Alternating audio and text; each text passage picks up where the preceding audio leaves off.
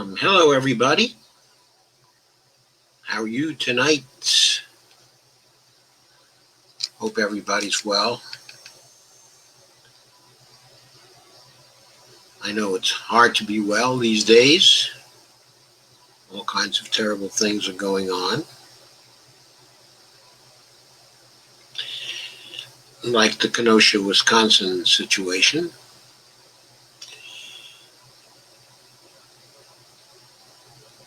There were 2 people killed and 1 wounded when a gunman appeared. He came from Illinois. He wasn't even from Wisconsin.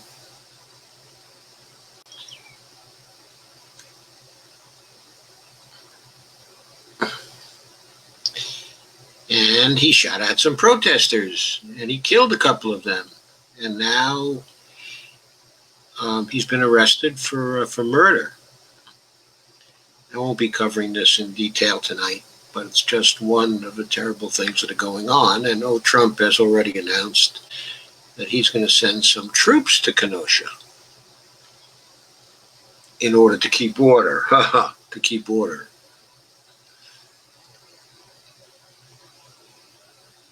That's crap, isn't it? Just total crap.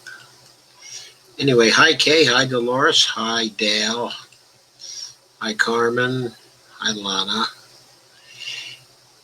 And please share, everybody.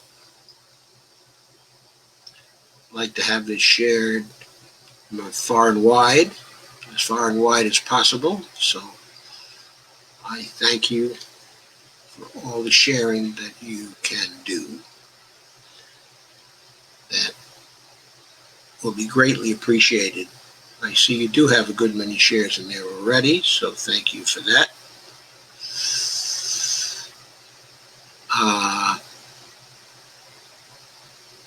So, first thing I want to cover tonight is some good news. Let me share my screen again.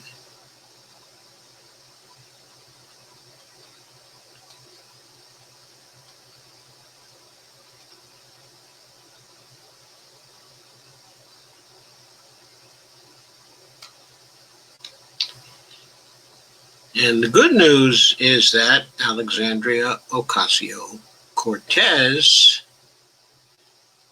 has endorsed Alex Morse for Congress. This followed, of course, the endorsement of Joe Kennedy by Nancy Pelosi. Seems clear the two are tied together, and that the response of AOC to Nancy Pelosi's action was, first of all, a condemnation by her, by claiming, correctly, I think, that in doing what she did with respect to Joe Kennedy, she was violating her own policy, that people are not supposed to go against incumbents in primaries. That is to say, members of the caucus. When Ocasio learned of what Nancy Pelosi had done, and had done to oppose a strong ally of hers, and a central figure in the Green New Deal, the Senate sponsor of the Green New Deal, what AOC figured is, okay, Nancy, game on. And so there is game on now. Okay, and an article was written for Common Dreams by Brett Wilkins, a staff writer over there, published this morning. The headline of it is, quote, "Honor of My Life, Alex Morse scores big boost with Ocasio-Cortez endorsement." And there's a picture of Alex Morse smiling looking really friendly, wearing what looks like a nice blazer with a matching tie. And the article says, taking aim at one of her party's most influential members, Alexandria Ocasio-Cortez on Tuesday endorsed embattled progressive upstart. I wouldn't exactly call him an upstart. Alex Morse in his Massachusetts congressional race against Richard E. Neal, a Democrat in Massachusetts, the powerful chairman of the House Ways and Means Committee, one of the most powerful positions in Congress. Ocasio-Cortez, often known as AOC, made her endorsement via her Political Action Committee, Courage to Change, the New York Times reports. Alex Morse, the 31-year-old mayor of Holyoke, Massachusetts, faces an uphill battle in his bid to unseat a long-serving incumbent, just as Ocasio-Cortez did in her successful 2018 primary challenge against Joe Crowley in New York, in the New York 14th District. Morse tweeted that he was, quote, so proud, unquote, to gain the endorsement. Of course, it comes just in time because it is now Wednesday night and the election is next Tuesday, September 1st, the primary election. Quote, when Alexandria Ocasio-Cortez took on her own entrenched incumbent in 2018, she changed public service for the better, further inspiring me and so many others to fight for our districts and empower those who have long been forgotten, unquote, Alex Morse said in a statement referring to the former bartender and organizer's historic upset of Crowley, who represented New York's 14th Congressional District for 20 years. And quote again, I am honored to have the Congresswoman's courage to change in our corner, and it will be the honor of my life to bring the people alongside me to Washington, unquote.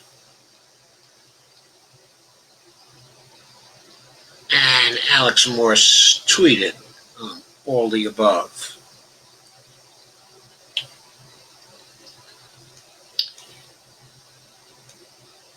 And there's a graphic that says Courage to Change. The PAC, Courage to Change, endorses Alex Morse for the Massachusetts 01 nomination of the Democratic Party, of course. Although only a first-term Congresswoman, Ocasio-Cortez, a Democratic socialist, former surrogate for Senator Bernie Sanders, independent of Vermont in the 2020 presidential primary, has become an influential leader of the progressive left, along with other members of, quote, the squad, unquote, specifically Ilhan Omar, Ayanna Pressley, and Rashida Tlaib. She is widely reviled by supporters of President Donald Trump and disdained by backers of more moderate Democrats. Ocasio-Cortez's endorsement comes in the wake of a tumultuous test for Morse, was whether accusations of sexual impropriety leveled by two campus chapters of the College Democrats of Massachusetts. Leading members of the groups claimed that Morse had abused his position as a part-time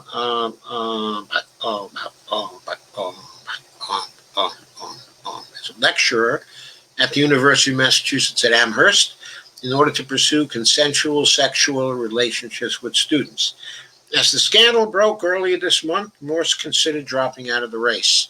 However, it was later revealed that some of Morse's accusers had plotted to destroy his candidacy as far back as last October, and that Timothy Ennis, the chief strategist for the UMass Amherst College Democrats, at the center of the allegations against Morse, aspired to work for Richie Neal.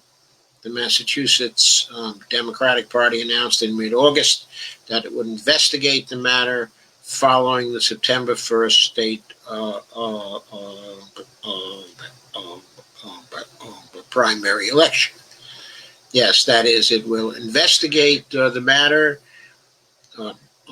after the cow has left the barn. It will shut the barn door after the cow has left the barn.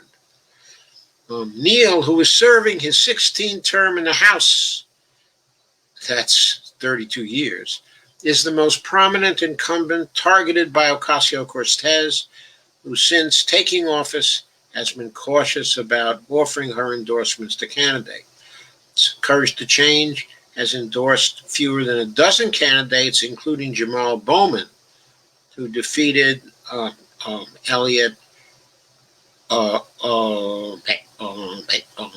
Engel, a 30-year incumbent, backed by House Speaker Nancy Pelosi, Minority Leader Chuck Schumer in the Senate, and other power Democrats in last month's Democratic Congressional primary. According to 538, Ocasio-Cortez has personally endorsed just 3 progressive challengers during the 2020 primaries, while Courage to Change has now endorsed 8 candidates who are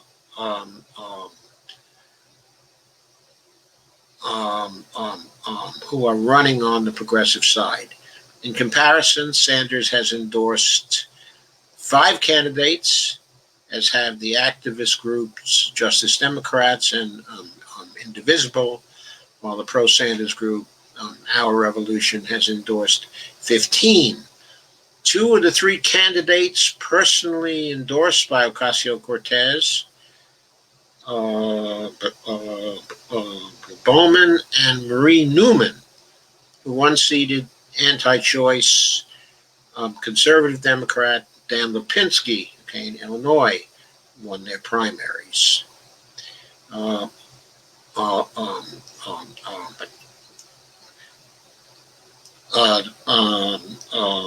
Massachusetts voters are faced with a stark choice between Morse, who supports Medicare for all, and a Green New Deal, and who is not accepting corporate PAC campaign contributions, and Neil, one of the top recipients of corporate money in Congress. The latter counts insurance and pharmaceutical companies among his biggest contributors, and has taken over twice as much money from Big Pharma as the number 2 House recipient, Representative Joe Kennedy III, Democrat of Massachusetts, Ed Markey's opponent. Everything is linked here. Everything is interrelated.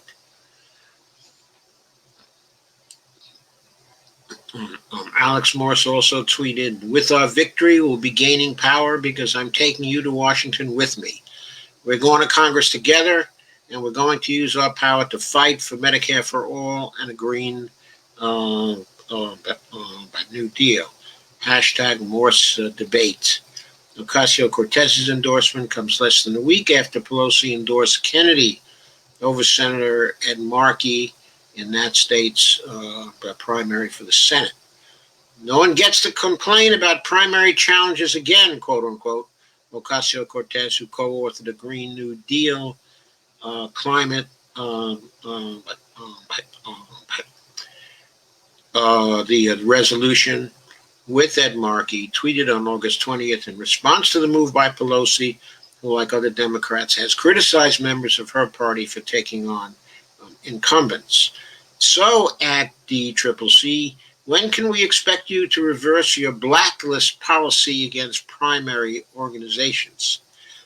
Because between this and lack of care about Ilhan MN's challenger, it seems like less a policy and more a cherry-picking activity. And that was her retweeting a tweet from the Boston Globe announcing Nancy Pelosi is endorsing Joe Kennedy in a Senate challenge to Ed Markey. Pelosi's endorsement of Kennedy gave the impression that the DCCC's shunning of primary challengers, quote, seems like less a policy and more a cherry-picking activity, Ocasio-Cortez tweeted. So that's that. Extremely good news, I believe, and certainly news we would like to hear. Not on the main topic of this evening, but still very important. And so here we go on to the main topic, and I will share the next article with you.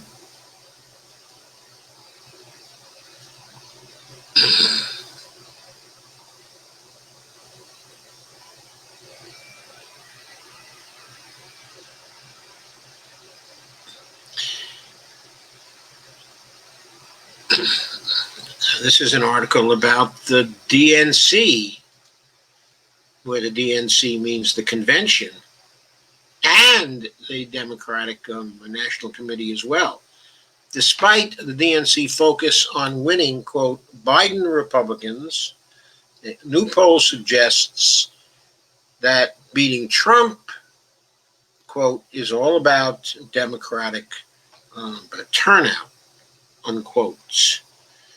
And there's a picture of Joe Biden touching his mask and Joe Biden clinging to his arm in front of the American flag. They were watching fireworks outside the Chase Center in Wilmington as they wore their face masks.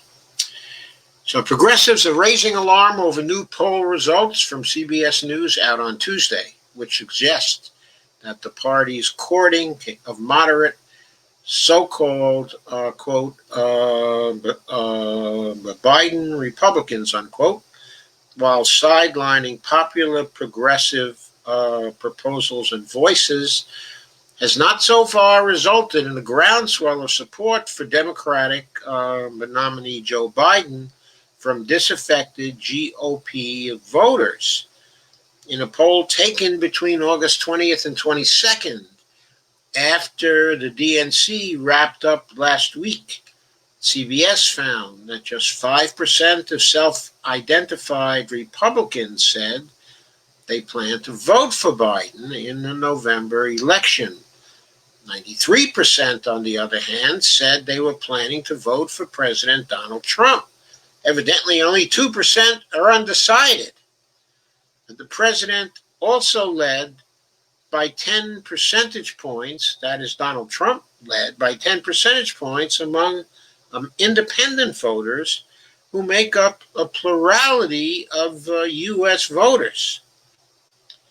Justice Democrat spokesperson Waleed Shahed tweeted that the poll showed an, quote, interesting dynamic, unquote, following a national convention at which the party gave more speaking time to anti-Trump Republicans, including former Ohio Governor John Kasich, and former Secretary of State Colin Powell, than they did to popular progressive Alexandria Ocasio-Cortez, as well as ignoring a number of key progressive policy proposals.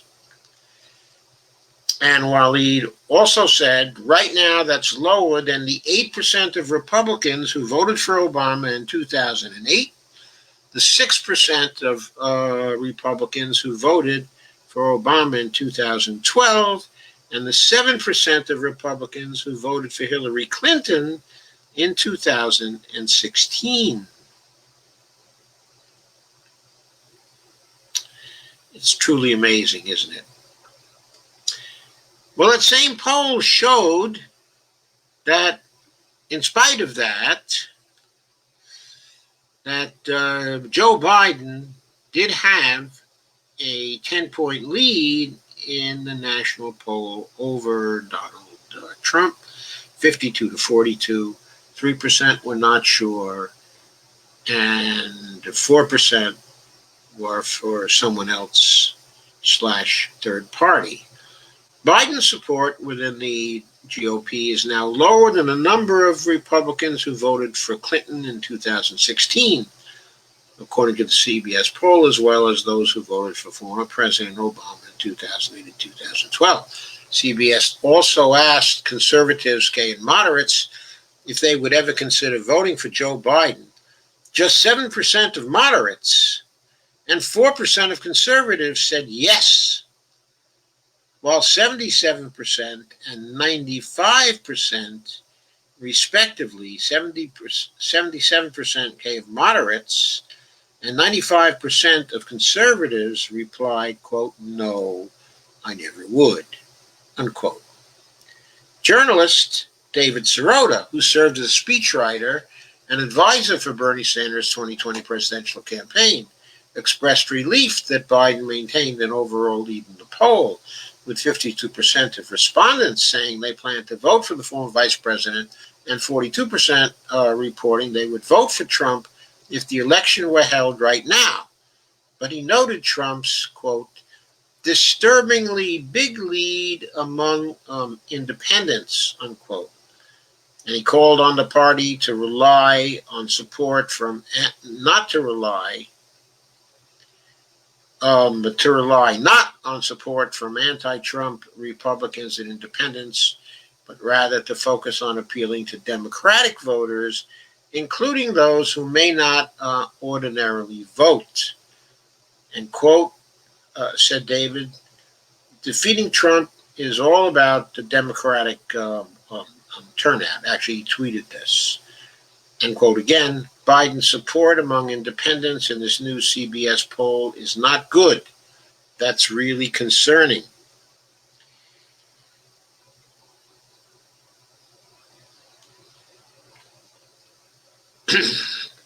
And then he also tweeted a third conclusion: "There's basically no such thing as a Biden Republican, which means defeating Trump is all about the Democratic turnout." The Democratic Party garnered criticism from progressives last week for its centrist messaging at the convention. I think it was right of centrist. In the final party platform, the Democratic National Committee quietly removed an amendment calling for an end to federal subsidies for fossil fuel companies.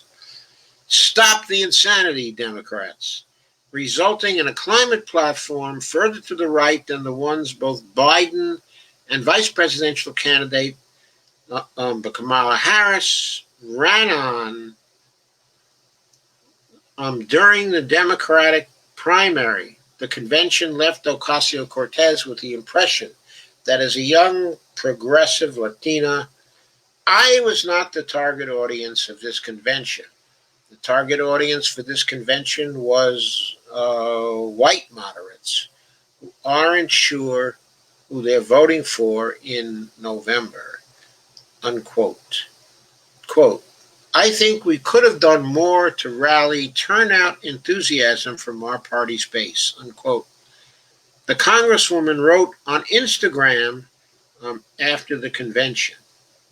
Despite the popularity of Medicare for All among Democrats and independents who support the proposal at a rate of 75% and 52%, respectively, according to a Morning Consult poll taken in April, the policy is mentioned in the Democratic platform only once, with the DNC conceding that it welcomes advocates who are supporters of Medicare for All. That was in April. In more recent polling, 88% of Democrats were in support of Medicare for All. So they might have quoted the more recent polling here. But anyway, the corporate media encouraged other Democrats to reject the party's so-called left-leaning brand, quote unquote, with the New York Times suggesting Biden, quote, inspire defections from college-educated suburban voters, especially women who had been core Republican voters for decades, and offer conservative-leaning voters a sober reassuring alternative to a chaotic president, unquote, while focusing on a vague set of, quote, kitchen table issues, unquote, not including ostensibly the struggles the for-profit healthcare industry creates for American families and the climate crisis, which a rising number of Americans are concerned about, according to a recent poll from Stanford University. As Ari Pohl wrote at Common Dreams on Tuesday, other outlets have praised the Democrats in recent days for steering, quote, clear of the most far-reaching progressive demands and building, quote, a centrist coalition in favor of political sanity. Big question about how one measures political sanity. To me, political sanity means supporting measures that are favored by a majority of people, and especially a majority of your party whose loyalty you need in order to get elected. That seems to be political sanity where I come from. I don't see the centrists actually doing that. So I don't think they're very politically sane. And the proof is, of course, that Joe Biden has been losing support in recent days and that the election is now tightening when Joe Biden's margins should be widening. At the very time it should be widening, right after the conventions. But the recent CBS poll revealed an error in the Democratic establishment's judgment, suggested Nina Turner, who served as national co-chair for Bernie Sanders' 2020 presidential campaign. In a reply to Waleed Shahid, Nina tweeted, so much for going all out to get Republicans and shunning progressives. And there are a number of emojis there with a sad face and a lady holding her forehead and also exhibiting a sad face. And, also, those are ladies of color who are holding their head in their hands and exhibiting a sad face.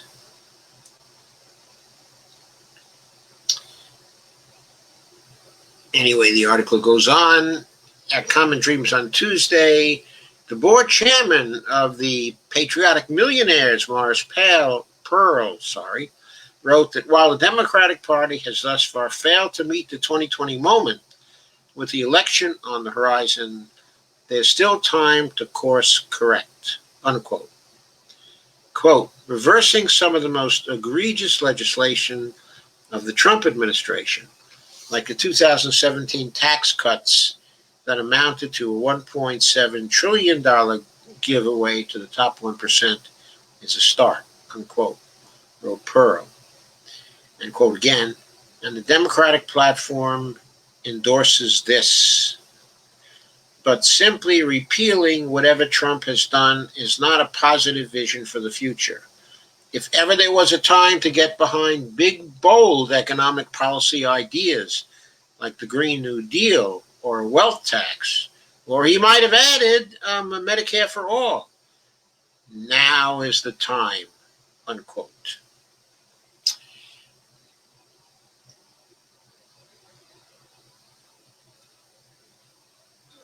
Okay, so just how is Biden going to do that? Well, we'll address that question with the next article.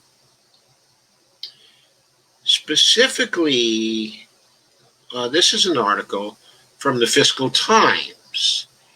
As I share this, I want you to remember that the Fiscal Times is a newspaper that was founded with capital from the Peter G. Peterson Foundation.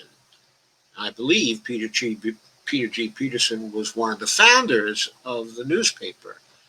Of course, he is now the late Peter G. Peterson. I forget whether he died in 2019 or 2018, but his death, of course, was fairly recent. Anyway, the further we get from that event, the more we see some minor changes in the kinds of articles we're getting from the Fiscal Times. I can't imagine that the following is an article that we would ever have seen,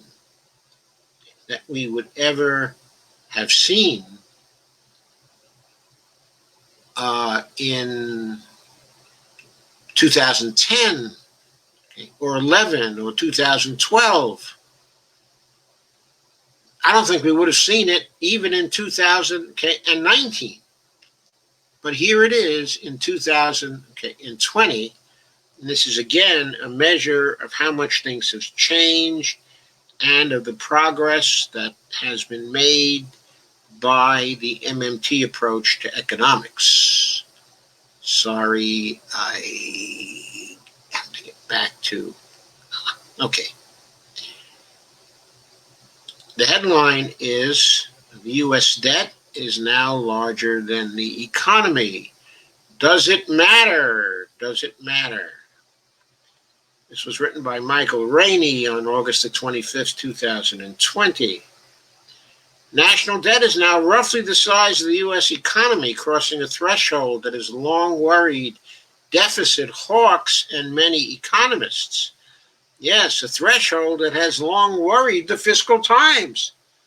At the end of 2019, the federal debt held by the public stood at $17 trillion, roughly 80% the size of the U.S. economy. And government projections showed it growing to 100% of the economy in about 10 years. But thanks to trillions of dollars of spending in response to the coronavirus recession this year, I guess I would call it a depression, and the contraction of the economy itself, yes, a 25% contraction of the economy, the debt now stands, at least in the second quarter, the debt now stands at 106% of gross domestic product, a 25% increase in a matter of months. And there we go, federal debt held by the public going all the way up to $20.63 trillion. The concern has long been that a debt so large would inevitably ravage the economy by causing inflation to rise and interest rates to spike as investors demand higher returns from an increasingly shaky lender, the U.S. government. Now, of course, MMT has long asserted, and many of us have written, including myself, that the interest rates in the United States, those that affect anyway the bond market and the securities market and sale of treasury bonds in particular, that those interest rates are policy variables determined by collaboration between the Treasury Department and the Federal Reserve. And that as long as the Federal Reserve especially wants to keep those rates at near zero, they will be near zero, and investors can do nothing about this. They can do nothing about this, because if they try to go up against the Federal Reserve and try to bid up the interest rates, they will lose all their money. They cannot fight the Fed. Everybody now knows that. People have tried, and they have lost all their money in the open market trying to fight the Fed. As long as the Fed is willing to buy up securities and flood the market with reserves, the interest rates on bonds have to keep going lower. they naturally fall to zero. Okay, this is a subject of a paper by Warren Mosler and Matt Forstater, called The Natural Rate of Interest is Zero. As long as the Treasury Department is running a deficit, the natural rate of interest, is zero. So if the interest, is above zero, it's because the Federal Reserve wants it to be above zero. And when the Federal Reserve sets it above zero, then the interest rates the Treasury charges only have to be a little bit above zero. They don't have to be any higher. Going on, in any case. Instead, despite the unprecedented run-up in the debt, interest rates sit near historic lows, and inflation is muted in an economy struggling to recover from pandemic-driven losses. Olivier Blanchard, the former chief economist for the International Monetary Fund, now a senior fellow at the Peterson Institute for International Economics in Washington. I want to say a word about the Peterson Institute. The Peterson Institute used to be the Institute for International Economics in Washington. Then Peter G. Peterson, before he made his billions, became the head of the Institute and served for a long time in that particular post, I believe, until the middle of the 90s or so. But he remained on the board, and in the early 2000s, he helped the IIE, the Institute for International Economics in Washington, to raise $60 million for its activities. And in gratitude for his long service as the president of the Institute, and also as the fundraiser who raised them this $60 million, they changed their name to the Peterson Institute.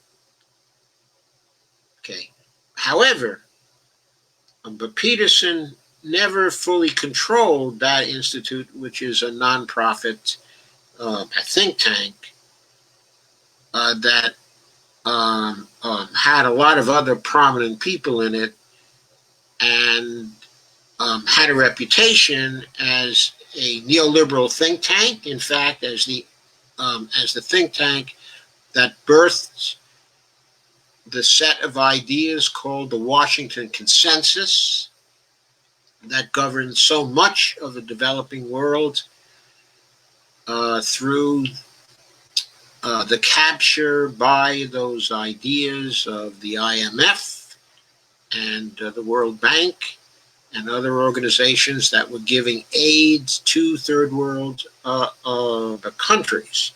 So this institute was not something that Peterson entirely controlled, but still he was instrumental in furthering the Washington Consensus. Soon after his activities in the early 2000s, he made a pile in the market. I guess he made a few $1 billion in the market. I think it was 3 trillion or 4 trillion. I'm sorry, 3 billion or 4 billion or something like that. And then he used $1 billion of it to contribute to various think tanks in the DC area and to found the Peterson Foundation, which year after year would then continue to fund some of these right-of-center neoliberal think tanks, in Washington. And the Peterson Foundation still funds them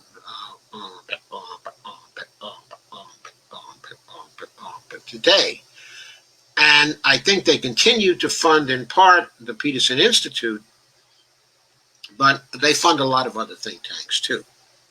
So the Peterson Foundation is completely separate from the Peterson Institute, and the Petersons as a family control the Peterson Foundation, but they don't control the PIIE.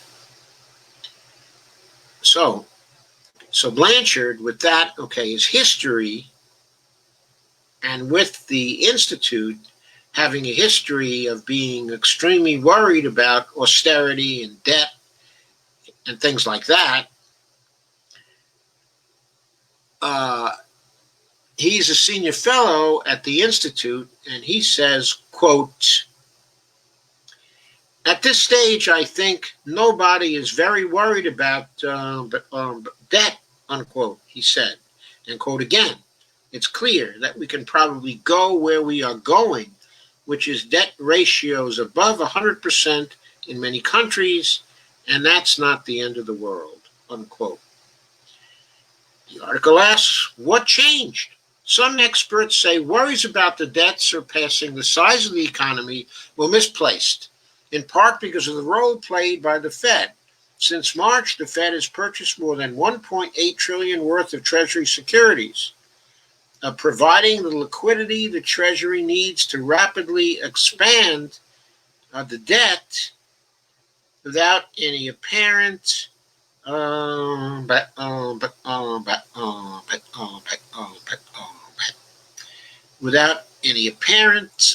consequences of a negative sort. So, I want to make clear that sentence is a little funny. The Fed has purchased more than $1.8 trillion worth of Treasury securities. Oh, I see what he's saying. Since the Fed purchased $1.8 trillion of the Treasury securities using its money created out of thin air, the private sector people who sold the $1.8 trillion worth of Treasury securities then had the liquidity necessary to buy new Treasury securities. And of course, the sale of these new Treasury securities rapidly expanded the federal debt, because of course the securities are debt instruments. In other words, they're like a CD. In a bank, if you buy a CD for the bank is in debt to you in relation to the CD. So that's the sense in which the debt was expanded. So, quote, "Fiscal constraints aren't nearly what economists thought they were," unquote. But Daniel Ivasin, chief investment officer for PIMCO, told the Times, quote, "When you have a central bank essentially funding these deficits, you can take debt levels to higher debt levels than people envisioned," quote.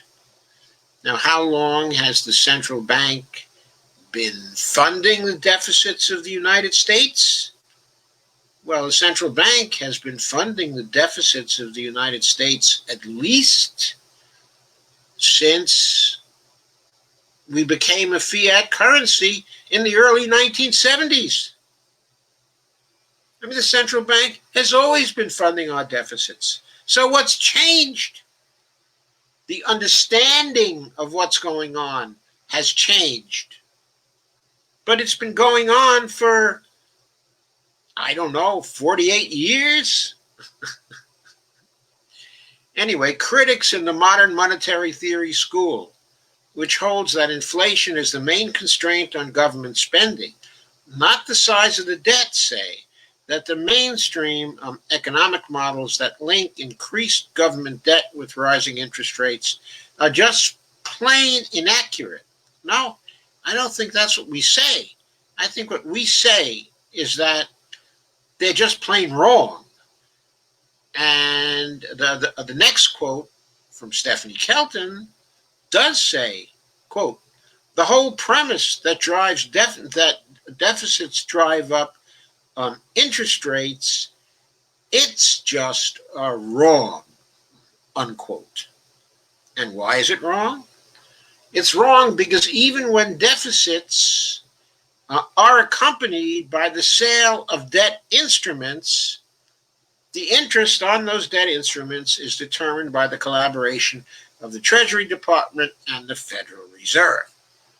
That's what actually determines whether the interest rates will go up or not whether there's a deficit, or whether it's a large deficit, or whether it's a small deficit, or whether it's a medium deficit.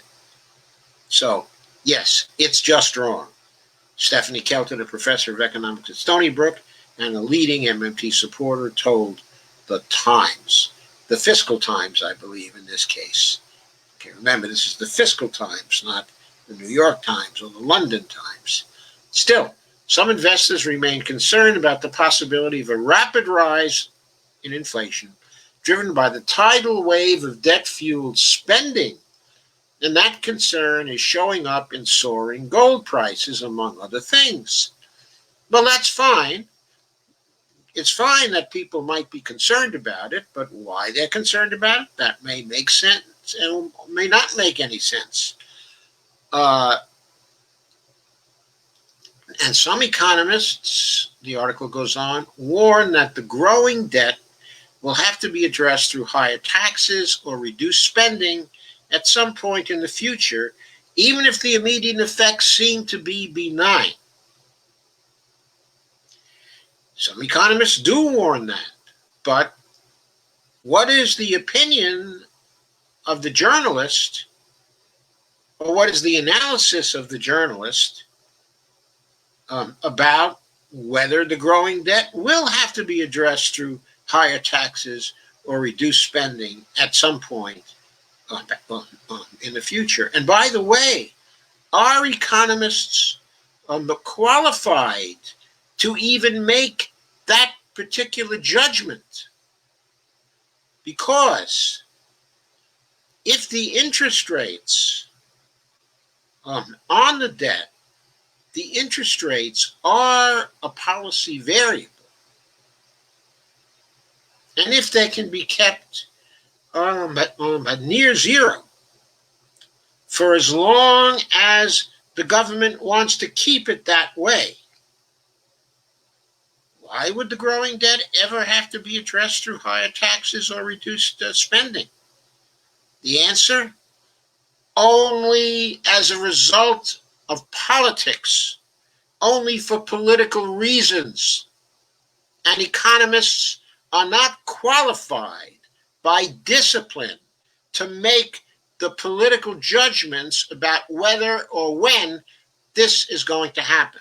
Now, some economists may be qualified.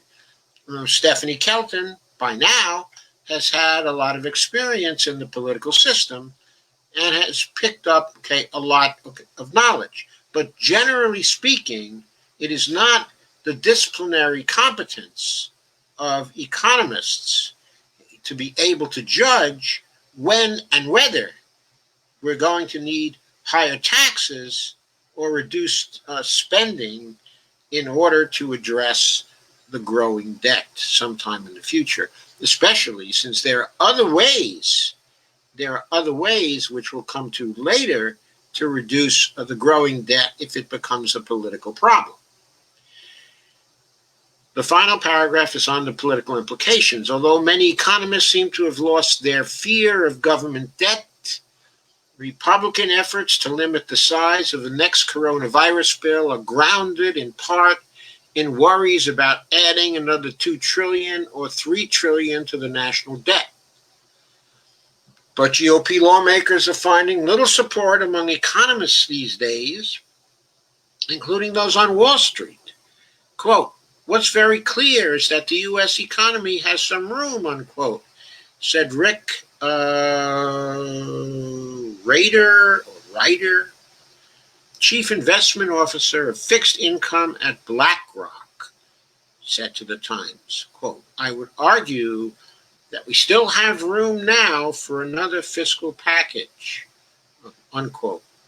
So with that final quote, the Fiscal Times seems to be nodding favorably to the idea that we have room now for another fiscal package. It is basically standing on the side of Stephanie Kelton and the more progressive people who think that we don't have to worry about another fiscal package that might fix the economy, which is right now getting ready to collapse again.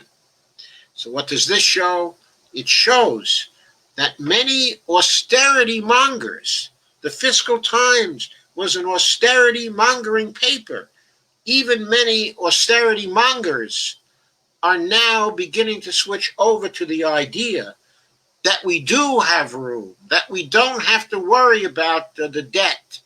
This is the progress that MMT has made over the past um, um, um, um, um, 10 years.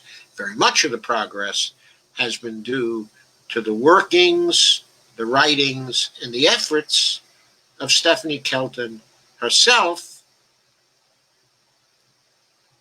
uh, who joined the Sanders campaigns and who served Bernie Sanders and who really got involved in the political system and brought MMT views to many people in Washington, inside the government, but also inside of the community of journalists and think tanks that operate in Washington, D.C. She did this not only through her contacts with the Bernie campaign, but also as president of the Economists for Peace and Security that holds conferences here and is active in the D.C. community. Anyway, this brings us back. We now circle around. We're going to circle around. Going to circle around now to Joe Biden and the big issue, the very big issue. If something is to happen, if the Democratic Party is to change gears, okay, and if it is going to go after Democrats, including progressive Democrats, instead of people who are Republicans, but fundamentally, if it's going to change gears and go after Democrats instead of the Biden Republicans, and go after more of the independents, then I submit the question, is Joe Biden still a fiscal hawk? Is a very, very important question. Because whether the campaign shifts gears now or not may well depend upon Joe Biden has people in his community, in his stable, that he is close to, who advises him about the need to shift gears and appeal not to the people who are more worried about fiscal responsibility than anything else, the people you might find in a Biden Republican camp, however large or small it may be. Shift away from them, shift away from the focus of the convention, and focus instead on people out there who need support from their government right now. So let me make sure I properly shared this. I have. As Joe Biden prepares to formally accept the Democratic presidential nomination on Thursday, that indicates this was written on August 19th by Yuval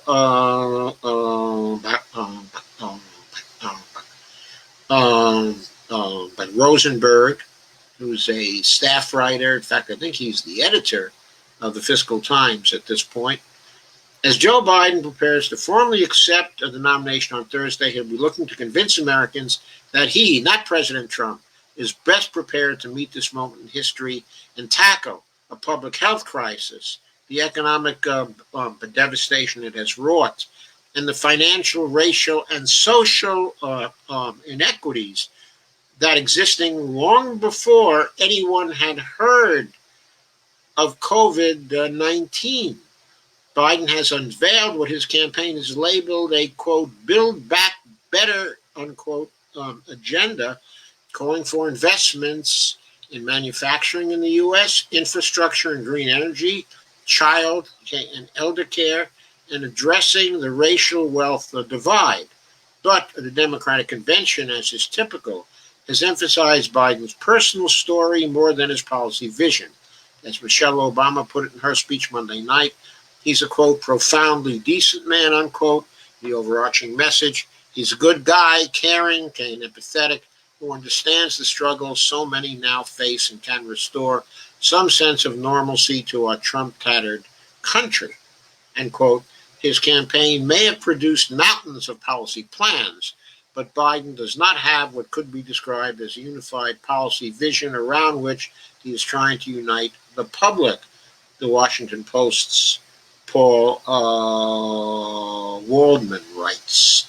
But the policy fights are coming, and as he seeks to unite Democrats and connect with the broad swath of the voting public, Biden may still need to do more than convince people that he's a genuinely nice guy. He will need to lay out some sense of what a Biden presidency would look like and what it would mean for Americans worried about their own lives as much as they are about the, quote, soul of the country, unquote. The answer to what a Biden presidency would look like is inextricably linked to another question, one that underlies the lingering reservations many on the left wing of the Democratic Party still harbor about their nominee based on his years in office. Is Joe Biden still a deficit hawk? As Vox's Dylan Matthews points out, Biden's campaign may be talking about an ambitious, quote, FDR-sized, unquote, administration, but, quote, there is a tension between this ambition and the man himself, unquote. We've seen this tension reflected in Ted Kaufman's statements that came later, I believe. And we see this in Rahm Emanuel's current statements, basically exulting over the fact that at the convention there was no Green New Deal, there was no Medicare for all, there was none of this, basically progressive, the DFH stuff. Quote, for all the avowed boldness of an agenda shaped by COVID-19, the man pitching it remains Joe Biden. He is a creature of the establishment, a product of a Democratic Party built for the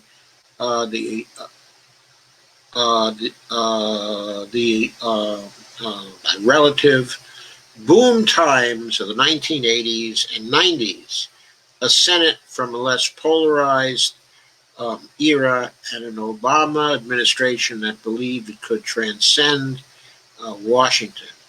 It could not.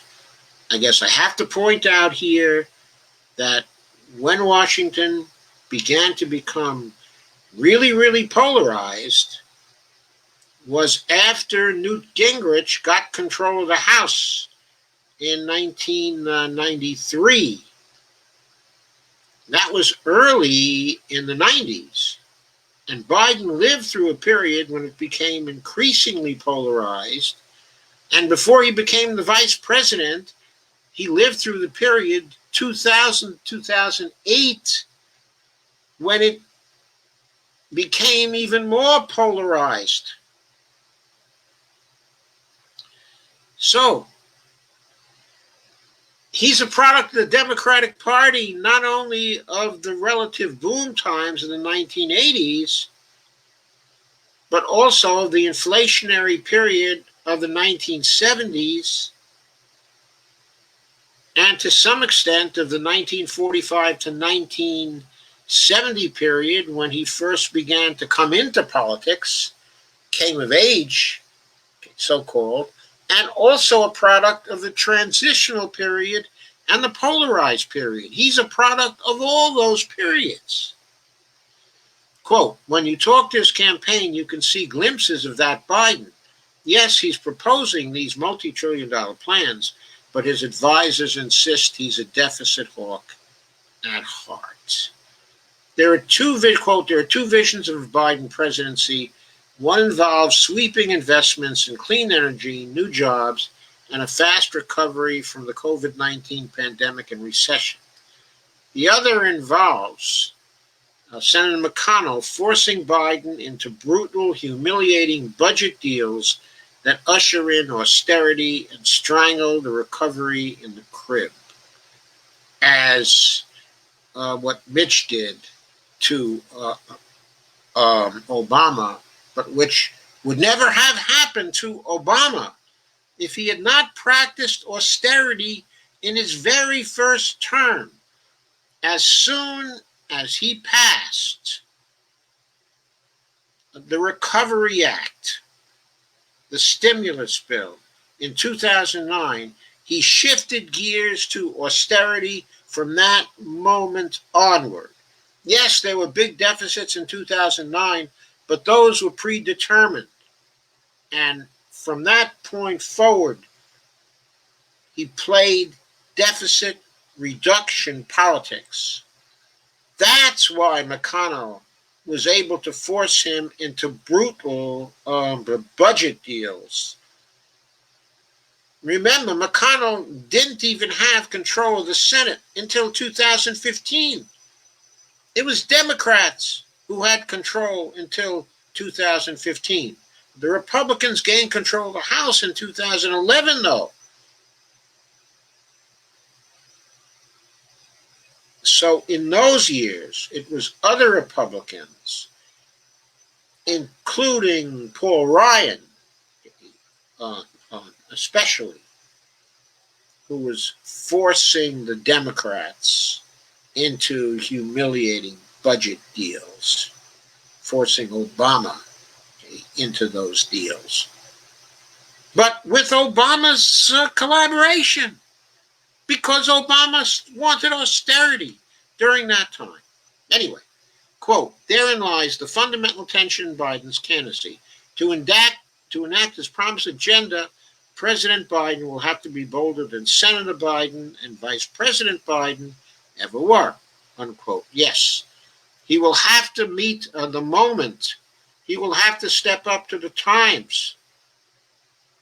Bloomberg's News' Jeffrey Taylor, Mike Dorning, and Jennifer Epstein suggested this week that anyone looking to predict how Biden would try to tackle the coronavirus crisis and its economic effects can find clues in the way he responded to the financial crisis and its aftermath as vice president. Their conclusion, quote, as he did in 2009, Biden considers running up the deficit as an unfortunate but necessary side effect of pumping money into the economy. Or, as Bloomberg summarized it in the subheadline, quote, Biden won't shy from taxes or deficit increase to meet his goals, unquote. But, of course, there will always be this tension in Biden, according to the opinions in this article. Will he follow the same path as Obama after an initial flurry to try to get a better economy? Will he then begin to practice austerity as his president did when he was the vice president? I don't know, but I think that is the key question. I want to point out something else here.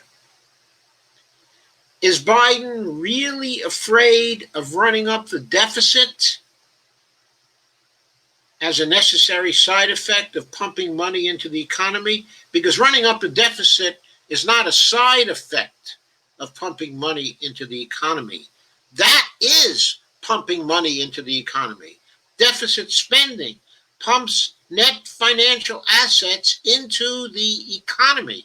Net financial assets that can be turned into money. That are turned into money. I can explain how some other time. Time is too short. But the basic point is, if you deficit spend, you pump new money into the economy. Is that really a necessary side effect? No. It's the other side of the same coin. It's a logical consequence of what a deficit is. It is putting more money into the economy than you are taking out of it, than you are taxing out of it. That's what a deficit is. So it is pumping money. It is not a side effect. But there is something that is a side effect of our practices right now when we deficit spend. And that side effect is something else we do. We insist on issuing debt instruments dollar for dollar as we deficit spend. And when we issue debt instruments, that runs up the debt. So let me ask the question, is Biden really worried about running up the deficit? Or is he worried about running up the debt? Because if he's worried about running up the debt, then the MMT community knows ways in which he doesn't have to run up the debt at all. The MMT community will tell you that it doesn't matter whether you run up the debt because that doesn't affect the fiscal sustainability of the federal government. But it can also tell you that if there's a political problem with running up the debt, you can run up the deficit as much as you want without running up the debt. And we'll get to that in a few moments as we close the circle here.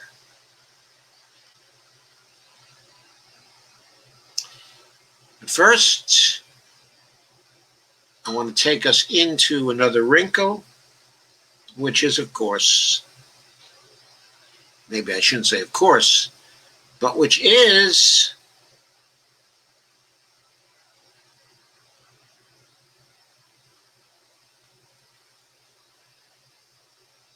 the Social Security kerfuffle.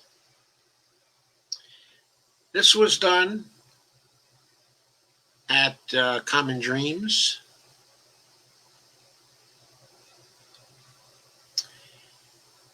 Okay, this was done at Common Dreams on Tuesday,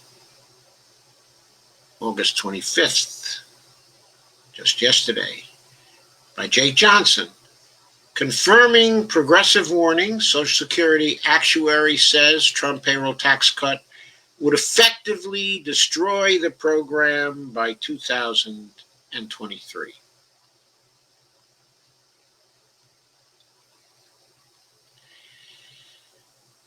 Anyway, the chief actuary of the Social Security Administration estimated late Monday that eliminating the payroll tax would fully deplete Social Security's disability and old age trust funds by 2023, confirming the disastrous consequences progressive advocacy groups and lawmakers have been warning since President Donald Trump threatened earlier this month to terminate the levy if he is reelected in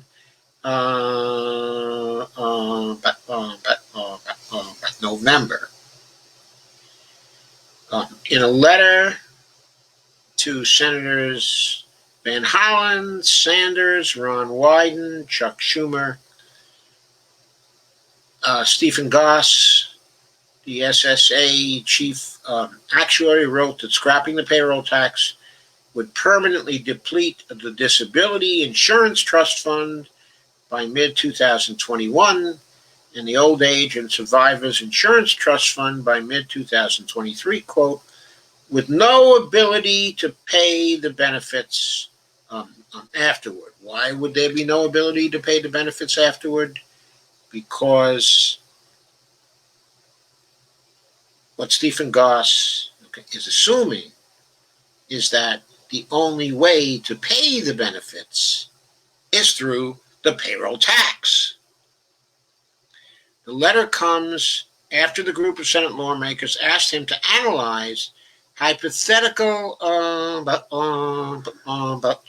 legislation that would zero out the payroll tax, as Trump has repeatedly proposed in recent months. My question would be, why didn't they ask him to analyze legislation that would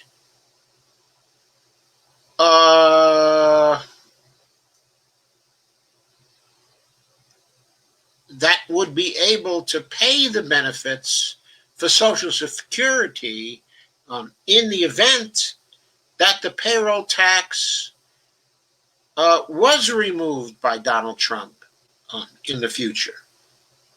I mean, what was wrong with doing that?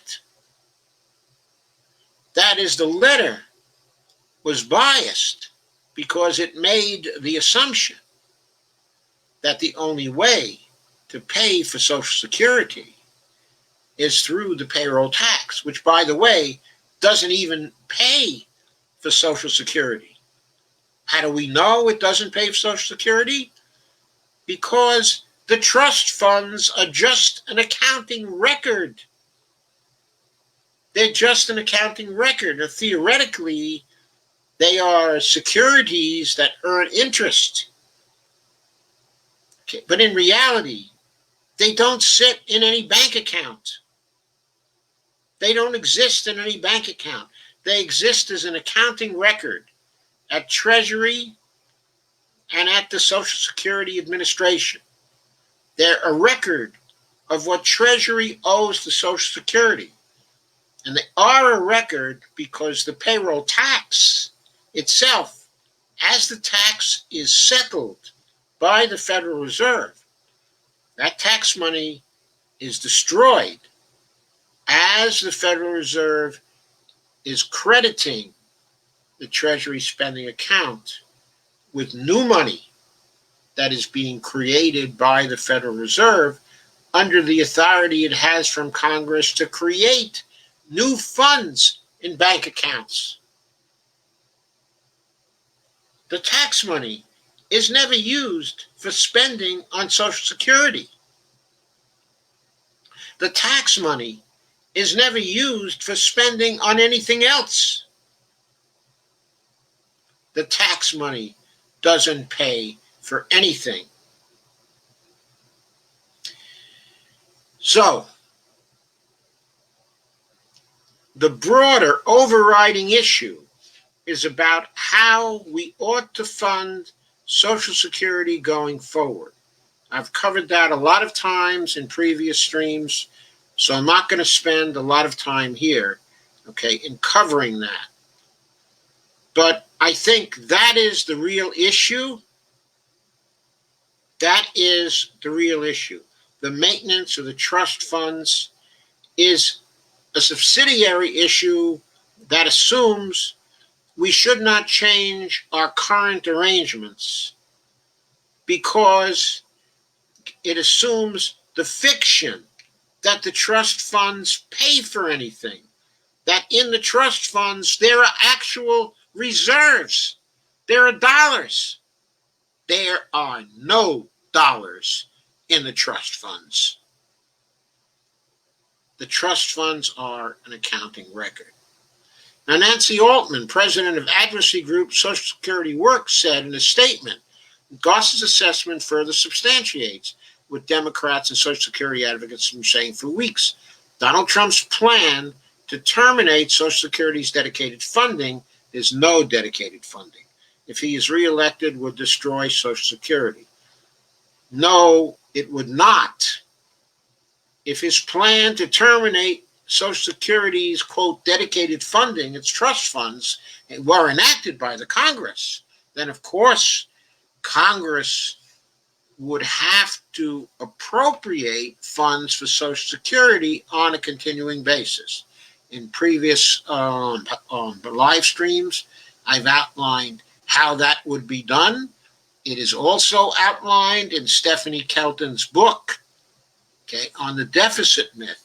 If you want to read her chapter on Social Security, she will also explain to you there very clearly how this could be done.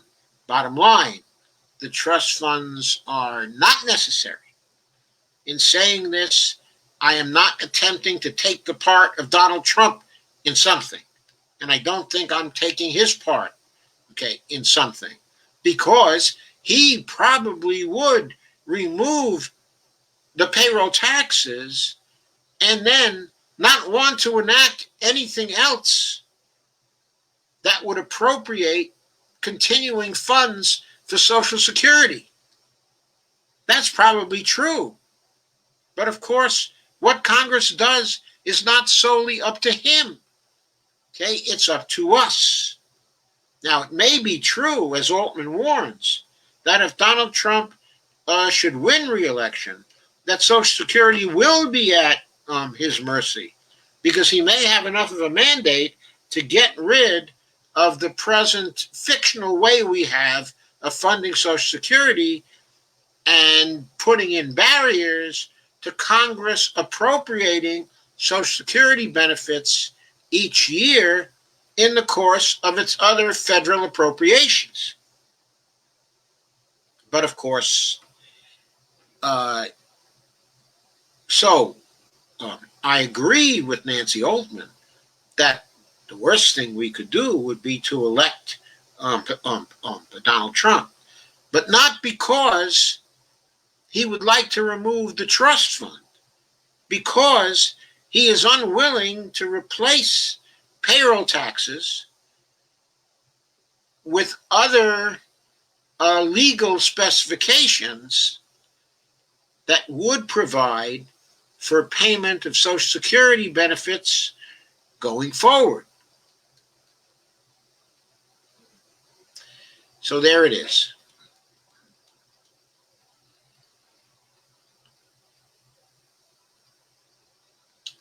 I won't go further with this article. The point I want to leave you with is that the funding is dependent on the Congress and its willingness to appropriate. The funding, in fact, is the Congress appropriating Social Security benefits and having arrangements that the Treasury and the Federal Reserve can use to top up the Treasury's spending account.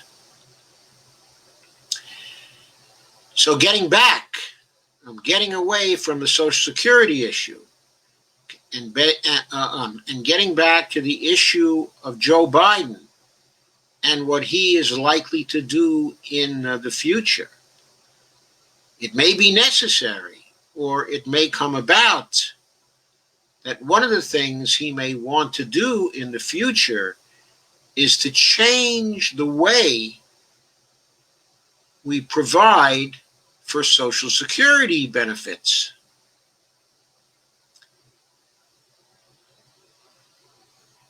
What does he have to learn, in order to do that? What will he have to do? There was a live stream today. I shouldn't say a live stream. It's not a live stream. It's a podcast by Michael Moore. And in that podcast, what Michael did is give us a very long argument, which basically said, to summarize the whole thing, that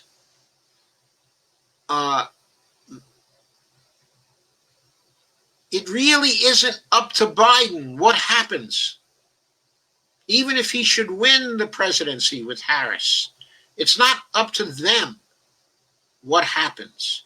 It's up to us that we are in a position, if we do whatever we have to do, if we get out into the streets, if we create the structures to continuously pressure the administration, Biden will have to change. He will have to accommodate us. And Michael, of course, mentioned the history of FDR and the fact that FDR did not, in 1932, did not run on a progressive platform. He ran on a balanced budget platform. He did not intend in 1932 to do Social Security. He did not intend to do a minimum wage.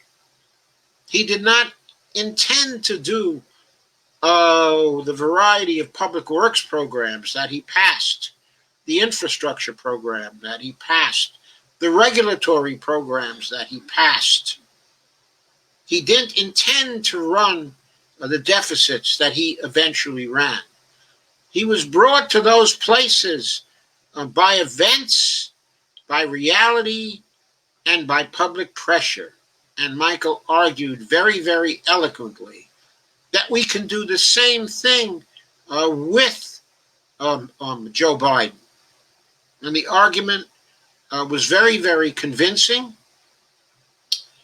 but I remain a little unconvinced, because what I don't think Michael really adequately addressed in his treatment was the human factor. Yes, we can build all the movement forces that are necessary to place extreme pressure on the Democratic Party and on Joe Biden to pass the programs called for by the times, called for by the moment. While we can do all of that, still, Joe Biden will be the president of the United States. There will still be many conservatives in Congress, even if this turns into a landslide, as I still think it will, for the Democrats. There will still be many centrists in Congress, and many conservatives in Congress, and right-wingers in Congress, though a smaller number of those, I think. They will still be there, and they will be tugging the other way. They will be tugging towards not doing the things people need. They will be tugging towards being cruel to people. They will be tugging towards the ideology, of austerity. They will be pulling Biden in the other way. So, which way is Biden going to come out? Which way will he respond to all the tugging, and all the pulling? And the same here goes for Harris. If she ends up really playing a very, very big role and perhaps actually taking over, what will determine which way she goes? What kind of president she's going to become? Will he or she become a people's president? The newest version, of FDR? Perhaps someone who even transcends what FDR did? Or will they become another Obama, looking to their own interest, and looking to fold? Yes, things were not as bad in 2009 as they are now. Things were not as bad back then, but they were very, very bad. And Obama did not respond to the times. He responded only enough to produce the longest recovery we've ever had from a deep recession in our history. That's the way he responded. It's within Biden's capacity to respond in that way too. So what is going to determine how he responds? What is going to determine whether the Democratic Convention and its orientation and its focus is going to end up in the trash can or not? Whether this is going to happen is going to depend a lot on how we act now and the strength of the pressure we place on Biden now through the building of a movement outside of the Democratic Party, through empowering third parties that are threats to the Democratic Party, and also by working inside and by attacking the very basics of Biden's previous assumptions that austerity was the proper way to go, that so-called fiscal responsibility was the proper way to go. What we have to do is to fill the air with proofs and with arguments and with conversations that real fiscal responsibility is about spending for public purpose, including deficit spending for public purpose. And we have to make it known as well that if the public debt, which should never actually be a problem, if it ever becomes a political problem, that this political problem can be ended. It can be ended by using platinum coin seigniorage to pay as the pay for deficit spending, as the engine creating reserves in the Treasury spending account to implement the deficit spending that is appropriated by Congress. And if for some reason the administration doesn't want to use platinum coins to do this, then if it has a Congress that is aligned with the administration, it will be able to get the Congress to pay for deficit spending and to pay down the national debt, the debt subject to the limit, gradually over a period of time through overt congressional financing. I've talked about overt congressional financing on numerous occasions here, so I don't think I have to do it again. If you have a question about what it is, then you can look it up, in my other live streams.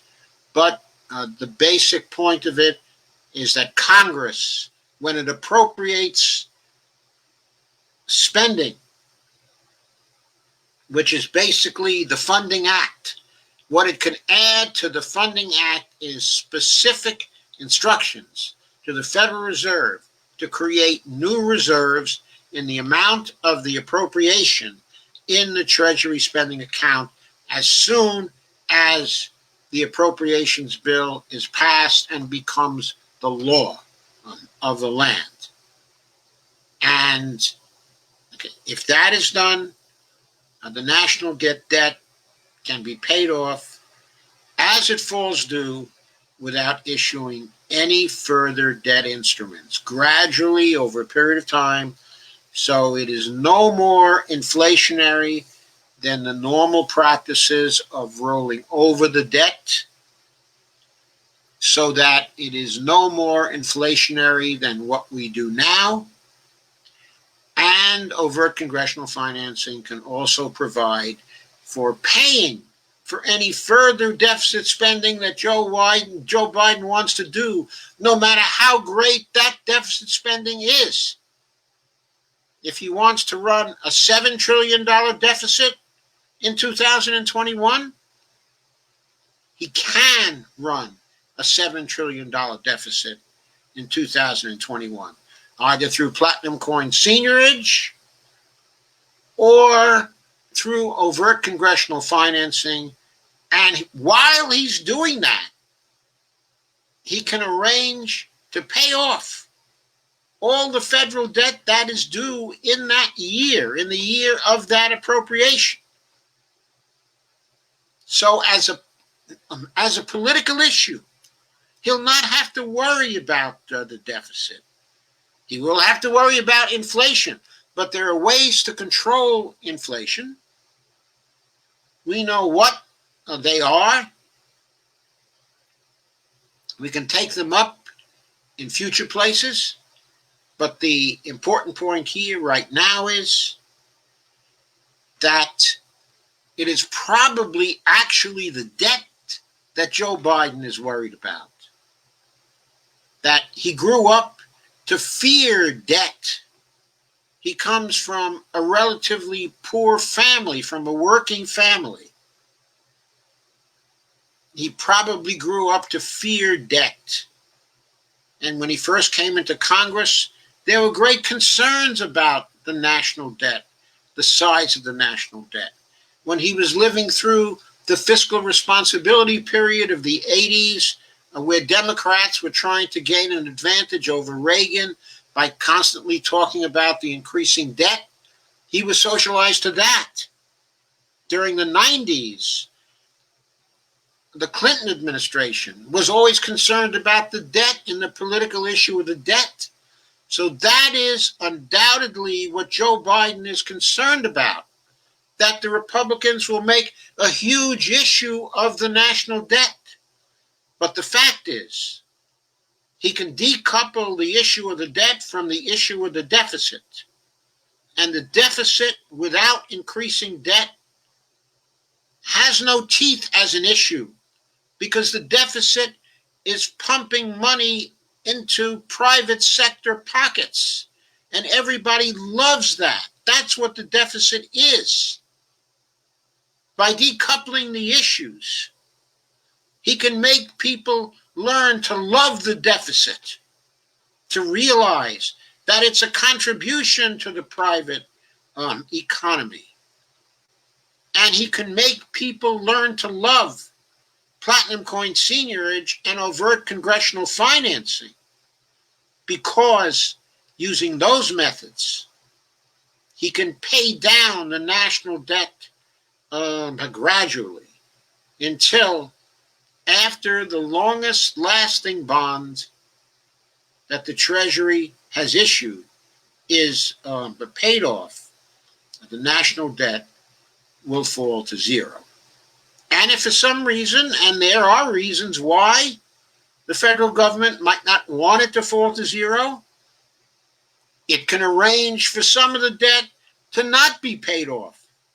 That's all right. I mean, that's all right too. The point is, the size of the debt would be proven to be completely controllable by the federal government. It would be proven to be a policy variable that the federal government, the executive branch, is in control of. And once that happens, everybody's fear of the debt is going to go away. It's going to go away. And we can concentrate on the real issues where the deficits are so large and are spent on so much the wrong things that they are creating inflation. So, basically, that's my message for tonight. I sincerely hope that there will be a shifting of gears in the Biden campaign now, before things get too far out of control and he starts talking about his expansionary agenda, and he forgets austerity, and he forgets Rahm Emanuel, and he forgets the deficit hawks and the fiscal disaster prophets.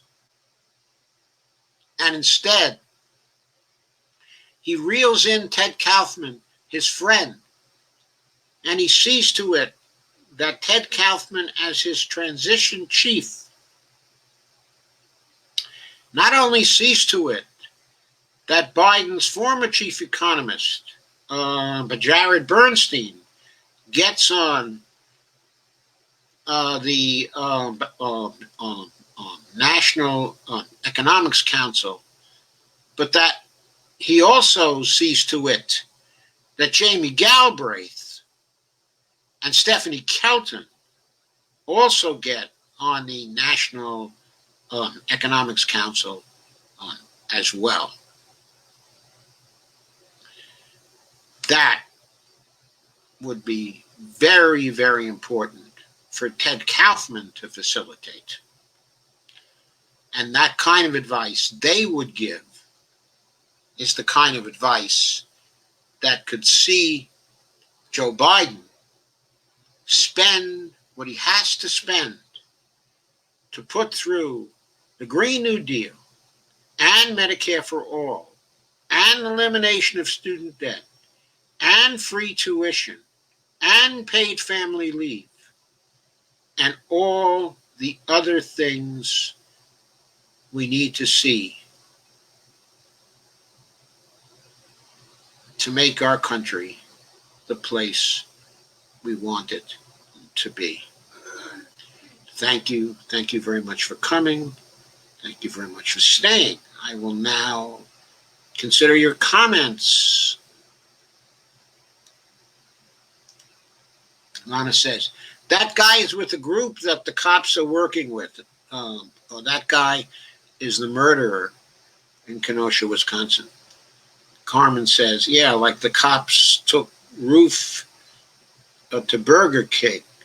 They gave this killer water and compliments. Carmen says, edge, right? Okay, and Lana says, worse than that, they're actually working together. See Rational National video I posted. Kay says, shared. That's real fascism. When the police work with the thugs in unison, we're into fascist Italy and Nazi Germany and Stalinist Russia. That's where we are. And Lana says, yay, AOC. And Carmen says, Lana Dell, I'll try to go check it out. Kay says, hi, Evelina. Evelina says, hi, Kay. Steve says, hi, everybody. Evelina says, hi, Carmen. Carmen says, AOC always tries to do the right thing. Kay says, hi, Carmen and Stephen. Carmen says, hi, sweetheart. Carmen says, hey, girlfriend. Guess what I'm eating tonight? Cream cheese and celery. Trying hard to cut out meat.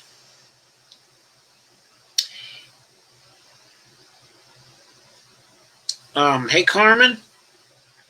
Okay. Are your illnesses basically of an inflammatory nature? In other words, are you subject to acute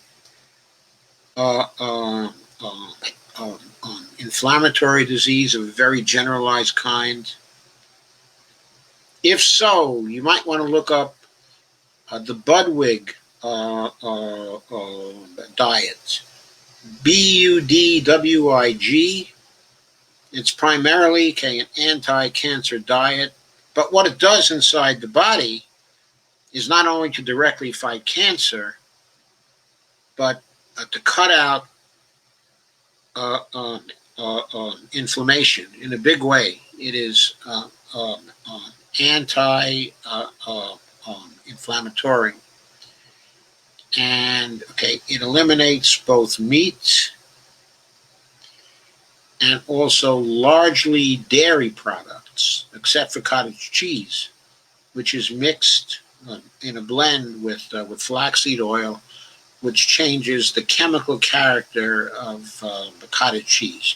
Anyway, take a look at it. The originator of this diet was someone who was nominated for the Nobel Prize in Chemistry 8 times. She never won, but she came close.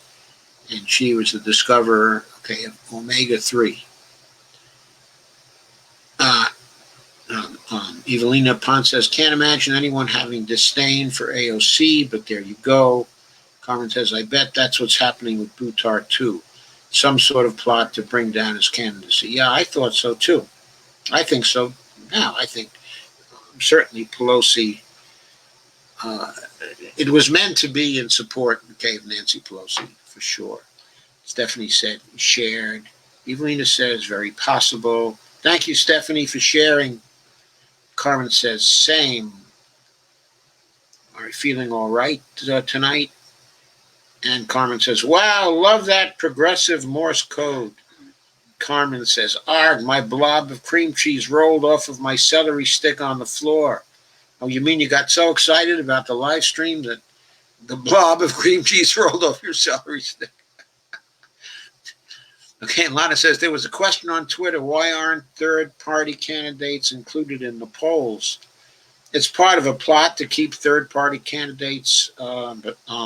Of course, the news agencies always say, well, look, we only have a certain number of candidates we can economically include in the polls.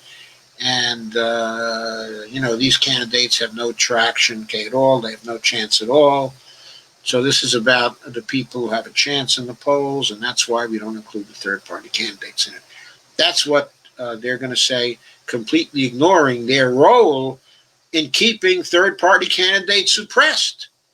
Because obviously, if they were included in the polls, and they were from the beginning of any campaign, maybe people would research what the third-party candidate stood for, what they wanted to do, and maybe the third party would rise.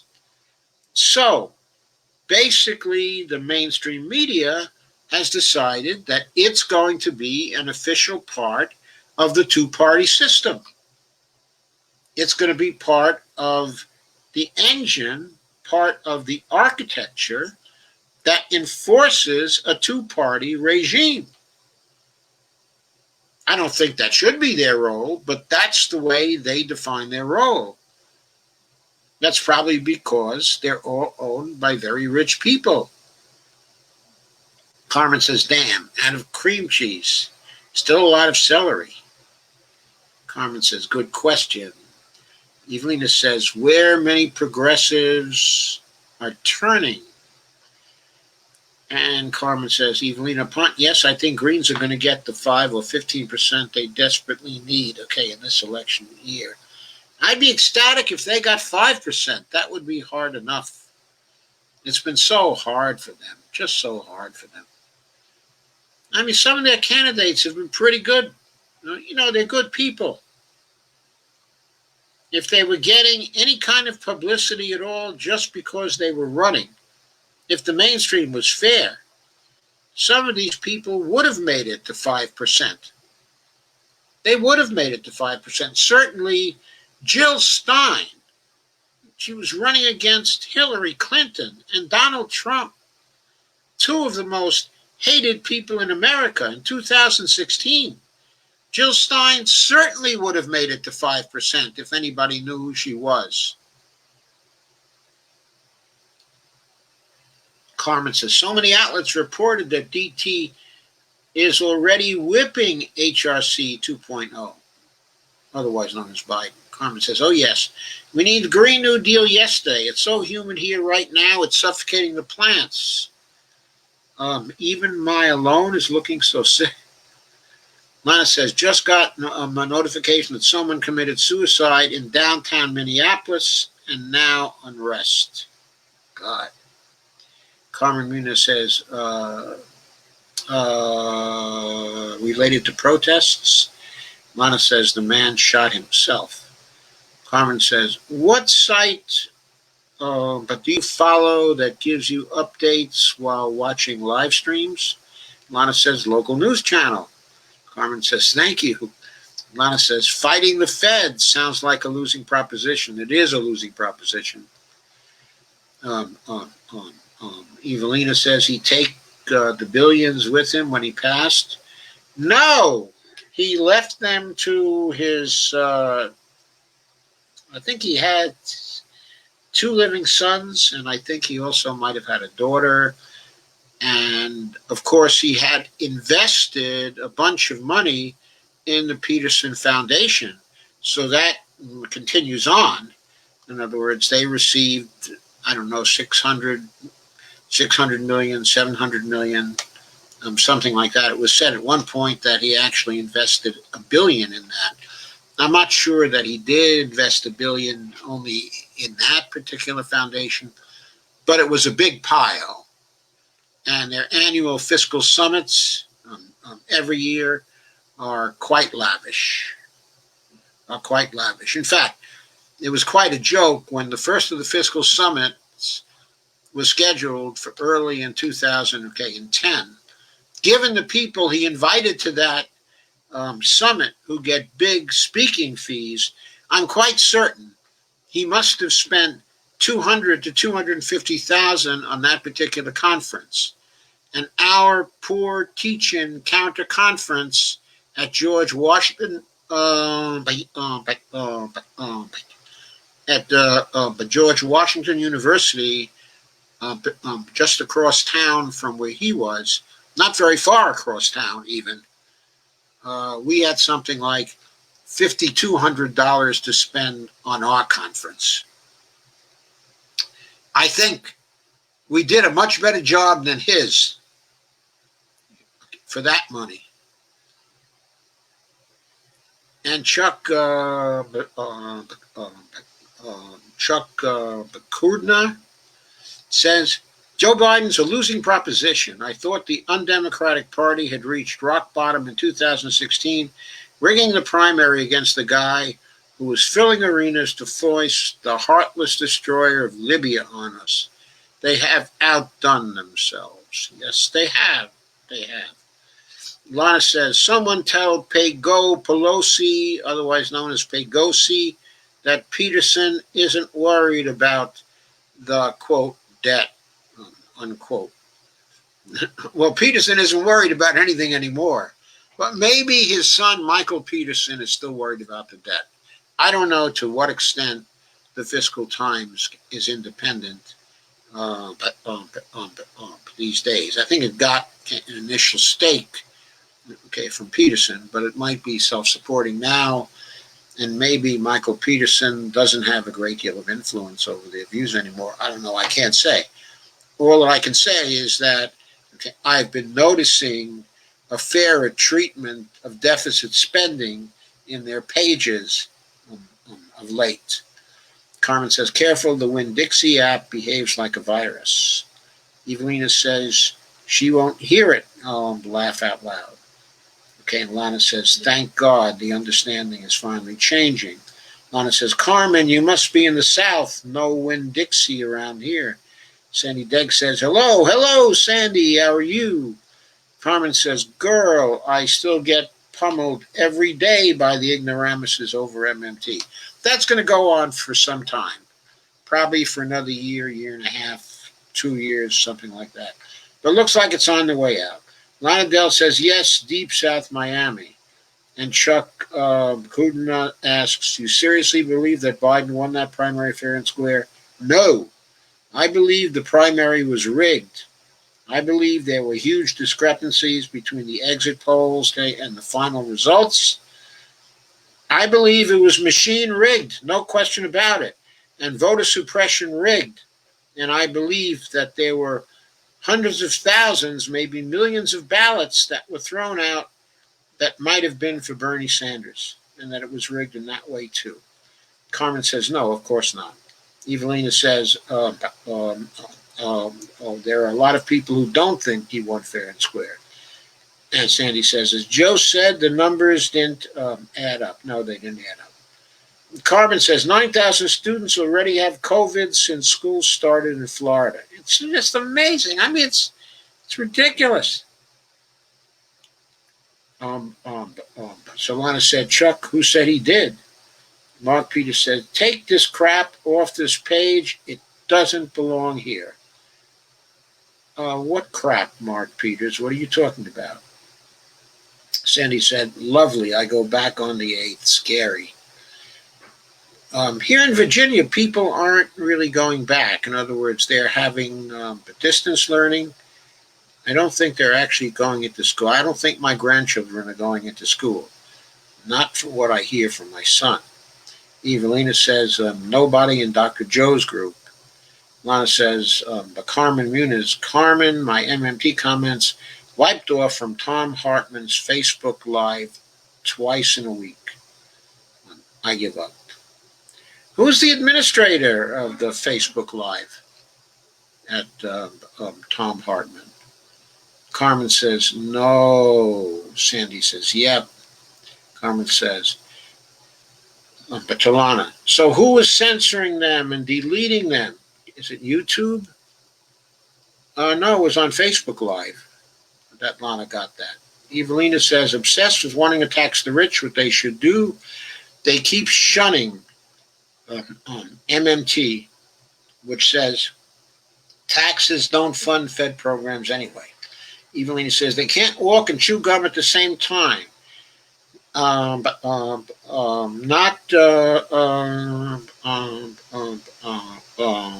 real progressive, is it? No, not real progressive. Carmen Yunus says, I can't begin to figure out how to cope with 4 more years of the fascist fruitcake. But Biden doesn't sound like he's going to fly. Well, not unless he shifts gears right now. I mean, this, pretend Republican thing, I won't even say, pretend Republican thing, this Biden Republican thing is not going to fly. As David Sirota said, there are no, or at least very few Biden Republicans. And maybe the only Biden Republicans are the ones who came to the convention to speak. And Evelyn says, not real progressive thinking anyway. No, not real progressive thinking. Evelyn says, still old school, alas. Tarman says, age is supposed to make you wiser, but Biden regresses. Evelina says, Biden doesn't remember any of it. Laugh out loud. Carmen says, whoever are the moderators on Hartzman's page, I've been informed that the YouTube channel is better for making comments. But YouTube's Ian's is user-friendly if you're trying to educate, on MMT. I didn't exactly understand that last sentence, Lana. Carmen says, Obama gave the neoliberals everything on a silver platter. That's because he was a neoliberal. Carmen says, thank you for your service. Anyway, Sandy says, Obama. Kay says, Obama to me. Laugh out loud. Carmen says, yeah, because he drone bombed innocent people. He did that. Evelina says, Carmen, Bambi to Republicans. He was Bambi. Carmen says, did I misspell it? It's supposed to read Obamba. Evelina says, Bambi to Repubs. Stephanie says, I'm back. I shared massively. I figured you did, Stephanie. Thank you very much. Stephanie says, we're getting some bad weather. Carmen says, Evelina upon poo because of the tan-brown connection. That's terrible. Republicans have no issue flying their fascist flags. Do they? It's amazing.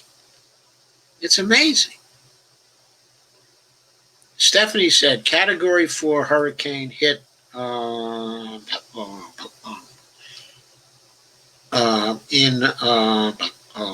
Louisiana, by the way. Yes, I knew that was going to happen. Evelina says, as in Winnie the Pooh, as in Winnie Pooh. Okay, let's say I'm so sick of arguing with people about how Social Security is funded. Sigh. I don't get sick of arguing with them about how it's funded. I figured that's one of my missions in life. Carmen says, no, sorry, it's supposed to say, ooh, damn, autocorrect. Evelina says, Carmen Muniz, as in Winnie Poor. He did win 2 terms.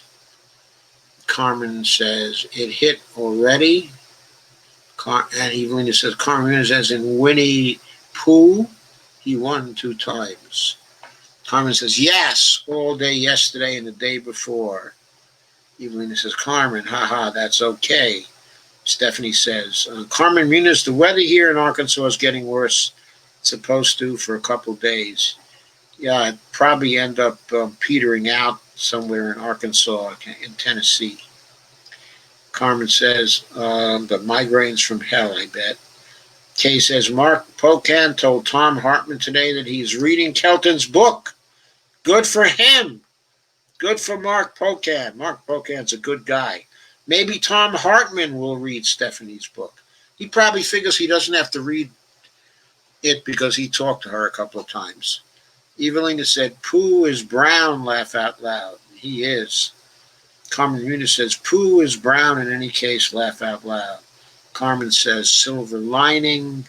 Evelina says, that's really good, Kay. Carmen says, I'm copying and sharing this live stream to all the threads that I've had to clarify SS2 over the past these days.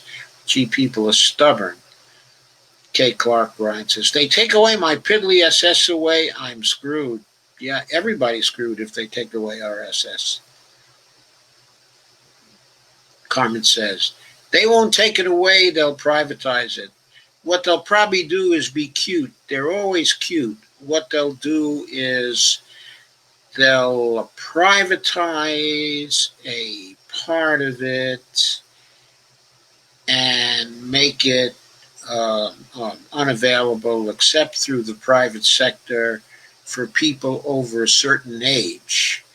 Probably the age will be 55. In other words, people over 55 are looking forward, to getting it. The Republicans probably won't want to directly piss them off, so they won't change it for them. So if they get a chance to privatize it, it'll be a hybrid bill like that. It'll privatize it for everybody from 0 to 54 years old, and then for 55 and over, they'll play out the old system. Kay says, might be worse, Carmen. And Carmen says, I'm growing a puffy bunny tail and floppy hair. Must be all that celery I ate. How about some carrots? Don't you need some carrots? And Lana says they won't do either unless they want a riot or more riots than we have already had. And Lana says, those payroll deductions don't fund Social Security. Carmen says, floppy ears, damn it. Kay says to Lana, I put nothing past them at this point. Carmen says, that's what I forgot. We'll go to listen to that and more podcast. I've got to remember, that was a great podcast. It was really good. Carmen says, sheet, fascist fruitcake is already putting his brown shirts in the streets. What riots? The riots they're going to create. I mean, these riots we've been seeing are mostly police riots. There are police riots, and we've been seeing them. Carmen says, this is such a moving live stream. Thank you, Carmen. Lana says, we have to stand together and fight, but let's not keep fighting for the ridiculous Social Security trust fund theater BS. Doesn't matter if they halt payroll deductions from now till the end of time. Social Security cannot go broke, and we need to let the elected idiots know that we know this. We do. And not only that, but a Social Security tax cut, even in this economy, would probably be somewhat expansionary.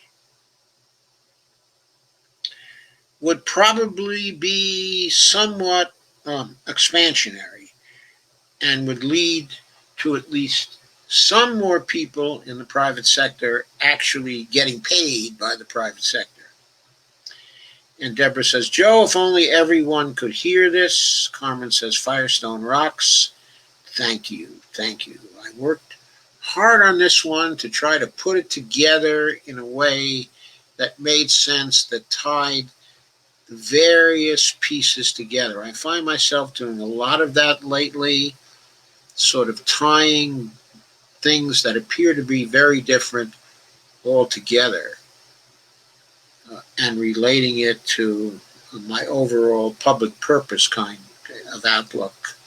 Kay says, Mark Pocan might be able to help from the inside on that. Yes, the more people in the Congressional Progressive Caucus that have read that book and are conversant with it, the more likely it is that the Congressional Progressive Caucus will actually become the Congressional Progressive Caucus.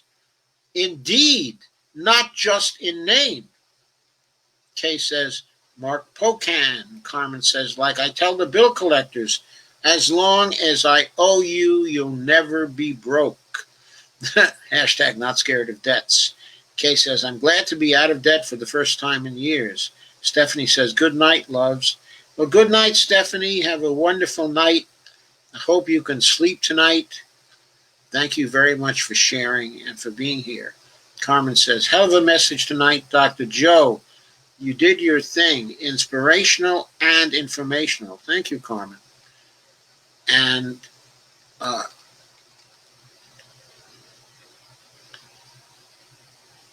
now I rolled past, got to scroll back a little to pick up where I left off. Sorry. I got so excited when Carmen said I did what I set out to do anyway. Thank you. Kay said, take care, Stephanie Smith, Udi, and the Storms. Stephanie said, thank you for the show tonight, Dr. Joe. But you and Bonnie have a good night. And you have a great night, Stephanie. Karma D says, good night, Stephanie. Hi, Karma D. Evelina Pont says, Dr. Joe, I do think some Dem will rise to the occasion and push to address the deficit myth, but within the party. Some are already rising to the occasion. I think Rashida Tlaib certainly rose to the occasion with the automatic boost to communities bill. I certainly think that Ocasio-Cortez is rising to the occasion right now. She replied to the Ted Kaufman move to bring austerity to the fore with tweets that in no uncertain terms denounced austerity budgeting. Stephanie says, Kay, I will do my best with these storms. Thank you, Kay. Kay says, love you, honey. And Carmen says, how I wish you were in politics, but you'll inspire someone. I'm afraid, at 81, I don't think I feel like going into politics from the ground up right now. If I were 10 years younger, I might have been persuaded to go for the Congress. But I think right now I value too much my time, but with Bonnie. And, I don't know how long we have, but I know we very much enjoy spending it together. So there's that. And Stephanie said, love you back, Kay. And Carmen said, yes, inflammatory autoimmune problems. I also have, but celiacs. Well, check out the Budwig diet. It was very carefully designed by a chemist who treated over 1,000 patients in her time and left all kinds of clinical records to her successors. She claimed, I forget if it was a 90% success rate or a 94% success rate, which was mostly achieved, in achieving but cures for people who had advanced stages of cancer. She had a lot of stage 4 patients that she was treating, in Germany. Evelina says, I say this because at that point, but we Americans will be looking for a hero. It's in our country's DNA. Sometimes people become heroes when they're in the position. I don't think that FDR was a hero necessarily when he became the president, but he became a hero in short order because he filled that job like no one else has ever filled it, at least on a par with Washington, and Lincoln. Stephen says, the Budwig diet is what I need. Cancer, and immunosuppressed in the house. Woot, woot, but laugh out loud.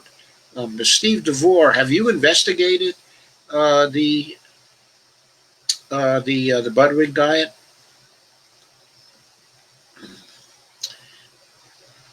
There's a group that used to be a Yahoo group, Okay, it now is an IO group, but it's called the Flaxseed Oil 2 group, and it's completely devoted to the Budwig diet, teaching it to people, people supporting each other. It's basically a support group for the Budwig diet as a treatment for all kinds of cancer. There are many, many testimonials from people uh, who believe they have achieved a cure, and who moreover are still alive to tell the tale. So Carmen says, thanks for the recommendation. Flaxseed makes arthritis flare up, something about the allionic acid or something like that. Well, the flaxseed oil, the mixture of the flaxseed oil, and cottage cheese, probably counteracts that. You have to investigate what is chemically done with the mixture of the two. The two are blended uh, uh, um, um, together. Now, also flax seeds, are ground up for a particular purpose and are put inside the formula and are put uh, uh, in juices. But the overall effect is said to be highly inflammatory, and people swear on this group that it's very good for arthritis. So you might want to check it out, Carmen. Carmen says, I already have the Budwig diet. It's called poverty.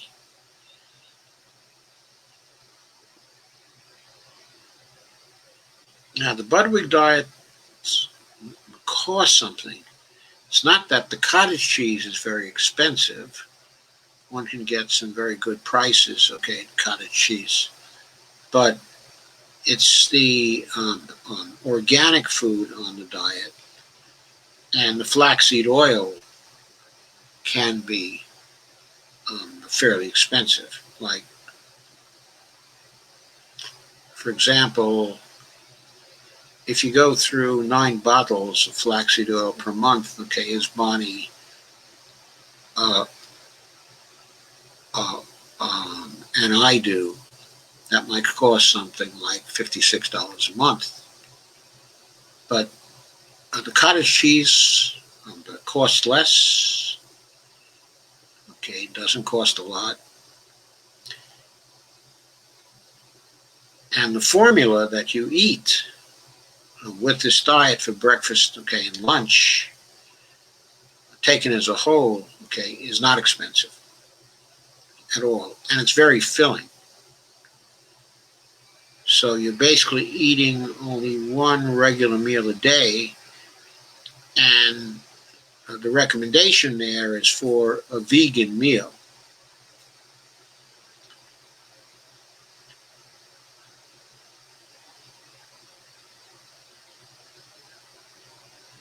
So it's cheaper than meat. Kay says, MSM News is bought and paid for. And Carmen says that damn guilt trip Doomsday Peterson had in New York probably cost him billions in itself. I'm joking. He held the fiscal summits here, I believe. I believe all the fiscal summits were held here. They were first-class affairs, of course. They were one-day conferences. In fact, I don't even think they lasted a whole day. Carmen says, Doomsday Clock. Sorry. Oh, the Doomsday Clock. Yeah, the Doomsday Clock is actually the National Savings Clock, as I'm sure you've heard from the MMTers. Oh, great, I inadvertently laid back on the raisins watching this. Now I have raisins stuck on my butt. I can't eat them now. Oh, my God. Carmen. Kay says, I noticed today that the Catholic school next to this trailer hood was going today. Shake my head. Will be a rise in COVID here, probably. So Lana says, I have no problem continuing to educate on MMT and how Social Security is funded, but some people are so stubborn they just refuse to take in any new information. Then on top of that, I get accused of spreading misinformation. Faceplant. I know, that's awful. Carmen says, speaking of Marx, whatever happened to M. Cuban? Guess he didn't run for office after all. He's starting to sound MMT-ish. I had a little hope for a second. Which podcast, okay, of Michael Moore's? The one that was circulating on YouTube uh, uh, today, I don't think it's 110. Okay, 110 was the earlier one I talked about. I think it's 112 or 113. I don't think, okay, it's 111.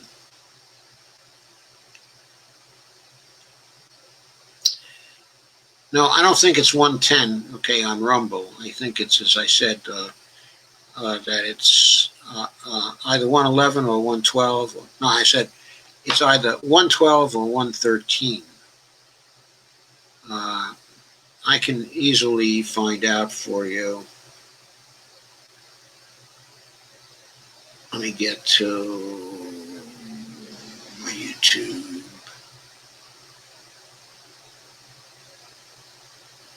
I will get to YouTube.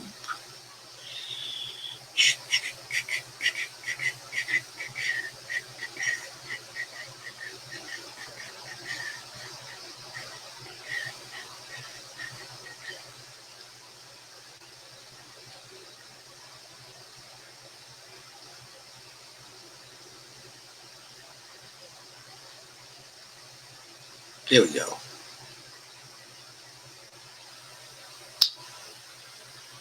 Okay, let me get to my library here and to my history. Let me scroll down.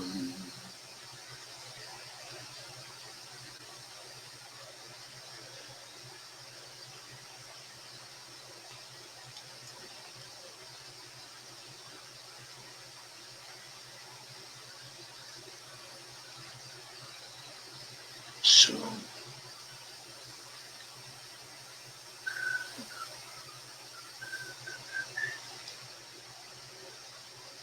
I'll have it for you in just a minute.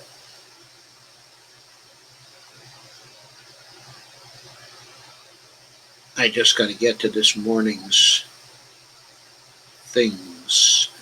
There it is. It was episode number 113. It's entitled, I'm voting for Joe Biden because I don't believe him. It was an hour and 4 minutes and 39 seconds. And the front page has Jill Biden and Joe Biden and Kamala Harris with the fireworks in the background. So now you should be able to get it. It was episode 113. Carmen says, shoot, I'm 38. I don't have the health to go into politics, so I understand, Dr. Joe. Lana says, which one can I subscribe? But I don't listen to all of them. So what was the topic? Carmen Muniz, what was the topic? And Carmen asks whether Melania looked like a KGB honeypot in that outfit last night. She always looks like a KGB honeypot. What do you mean? Kay says, not sure, Lana. I haven't followed it much since Bernie dropped out. Someone else said number 110. Carmen said, Lana, sorry, can't remember the title. You have to inquire with Dr. J.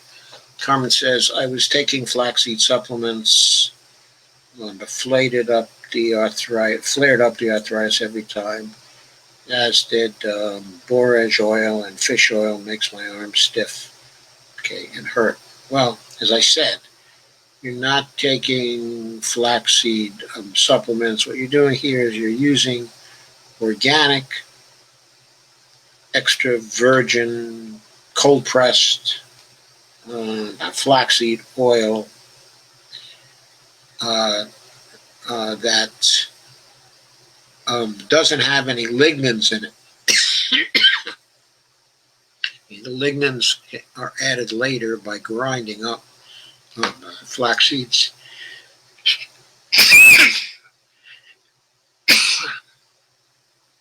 Anyway, to mention it again, it's the mixture of the flaxseed oil and the cottage cheese that actually does the work.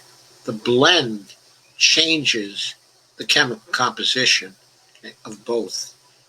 Okay, it's blended with a hand blender,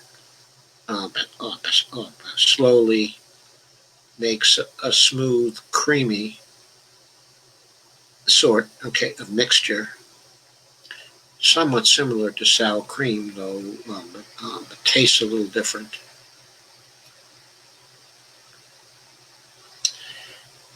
And Carmen says, I hear the Jeopardy jingle, laugh out loud.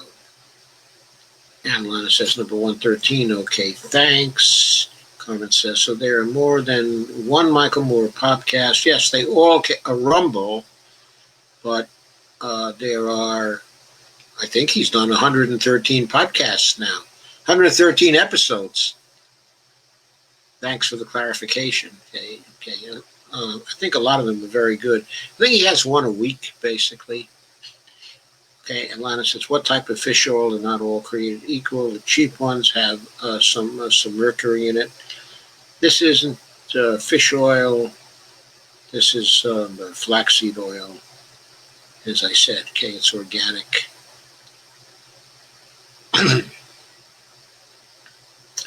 And you have to be very careful of some of the brands because the pricing is very different. The Barleans is very fine flaxseed oil. It's the top brand in the field, and they charge for it. In other words, they really charge for it. It might be something like, I don't know, $24 a bottle or something like that. But if you get either the Piping Rock brand, well, I shouldn't be mentioning any brands here because I'm not attempting to advertise anything, and I might be going against the rules, okay, of YouTube, and of course I'm not, in the employ of any of those companies, but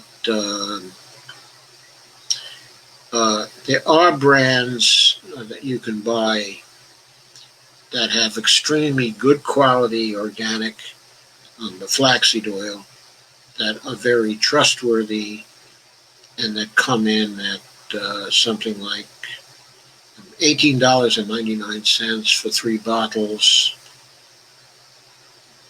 or maybe $19 for 3 bottles, or something like that.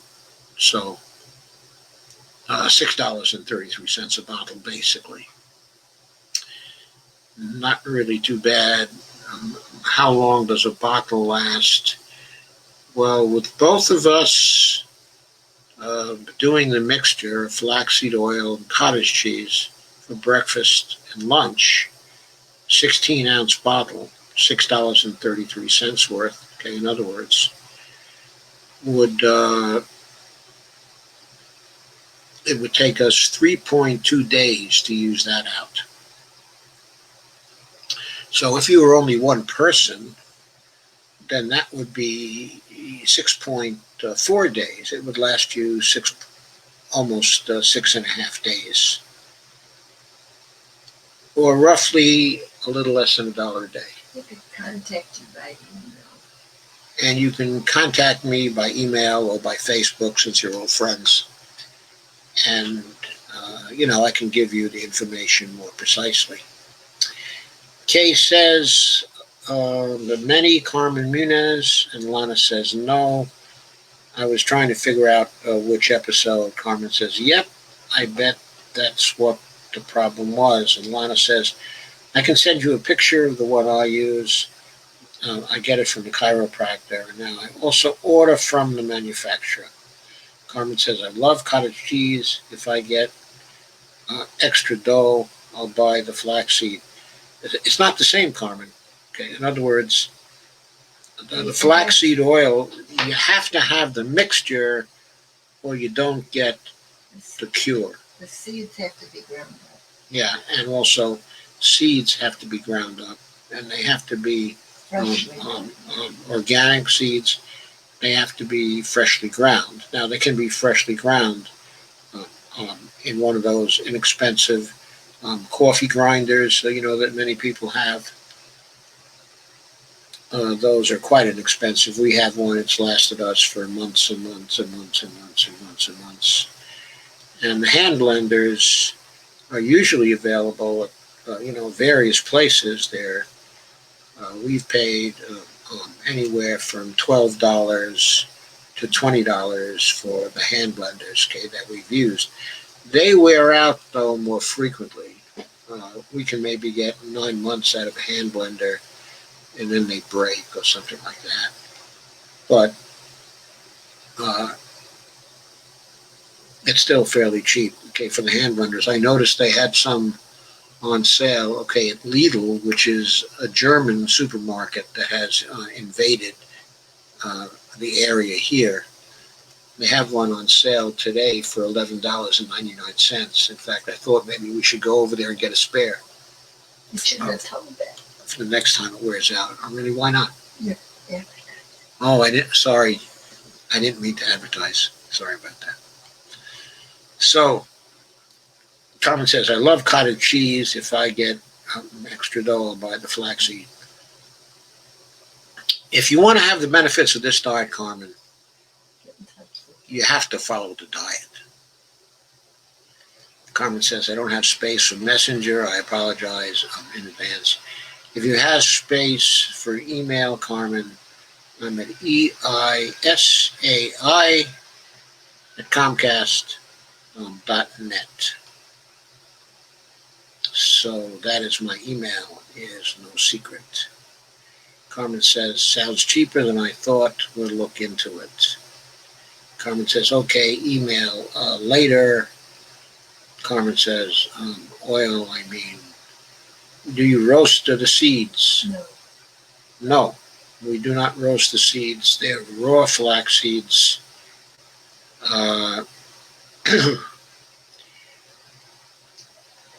Okay, they are raw seeds. We grind them up in the coffee grinder. Then we put the ground seeds into the mixture. We do not blend the ground seeds into the mixture. The ground seeds are there to provide a fresh supply, okay, of the lignans. Because when the flaxseed oil companies sell the flaxseed oil with the lignans in it, then you don't get the lignans fresh. It's important you have the fresh lignans. That's why you have to grind the raw seeds.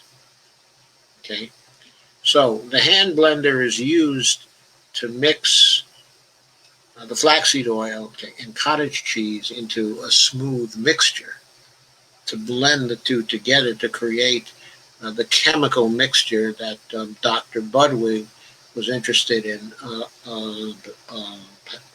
creating. The mixture that she figured out was going to kill cancer cells. Why she thought it would is because oxygen is fatal.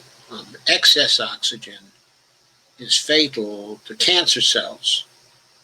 So she was trying to figure out a way to get a surplus of oxygen to cancer cells, because she knew that healthy cells were not going to be harmed by the excess of oxygen. And her mixture is designed in order to deliver oxygen freed up by the mixture into the cancer cells in the body. So that's what it's for. So you do not roast the seeds. Okay. The flaxseed oil is also not cooked. It's cold pressed. Okay. And the cottage cheese is the cottage cheese. If you can afford organic cottage cheese, it's best to get that kind of cottage cheese. We just use a standard brand, okay, of cottage cheese, which we buy at Costco at a fairly, here I am again. Okay, I have to impart information. I don't intend to advertise. I'm not advertising for Costco either. Okay, I'm not going to pay. Okay, if you want those kinds of tips, then it has to be done on a private basis. Carmen says, important fact. Thank you so much. So thank you all for coming. It's now 11:30. I'm going to say good night. Thank you for coming. I'll be here tomorrow. I posted another short take today. I'll be posting yet another short take tomorrow. The short take I posted a little earlier today was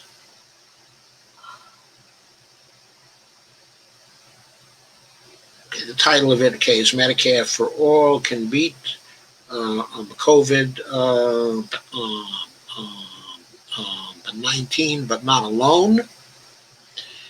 So that was posted earlier today. You may want to take a look at it. It's 16 minutes and 37 seconds. Still not as short, as I would like, but it's sort of getting there.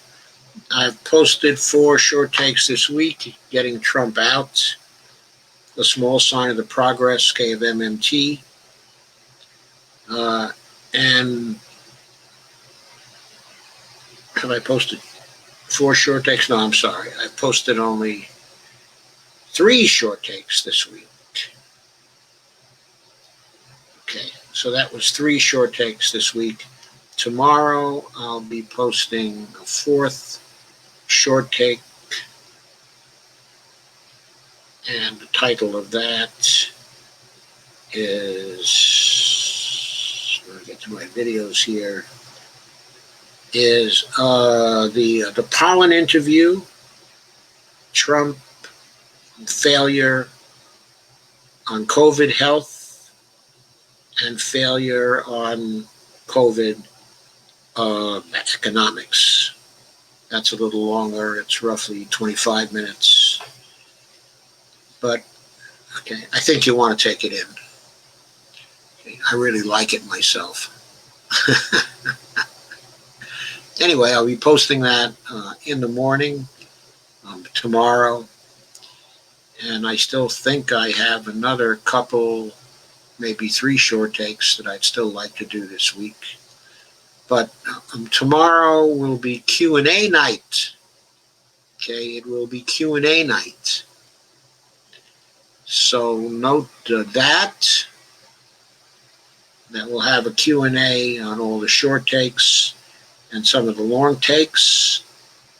Lana says thank you and good night. Also, Dolores says thank you, okay, and good night. Carmen says, I think you can make cottage cheese from sour milk. Yeah, maybe you can. I'm not sure how to make cottage cheese. Also, Dolores says thank you and good night all. And Lana says thank you and good night. Kay says night all. Thank you for yet another great discussion. Love you all. Carmen says I will sleep well tonight. Great segment. Night, Bonnie. Nice to hear your voice too, says Carmen. Thank you. Bonnie says thank you, Carmen. Okay, so good night, everybody, and remember it's Q&A night tomorrow.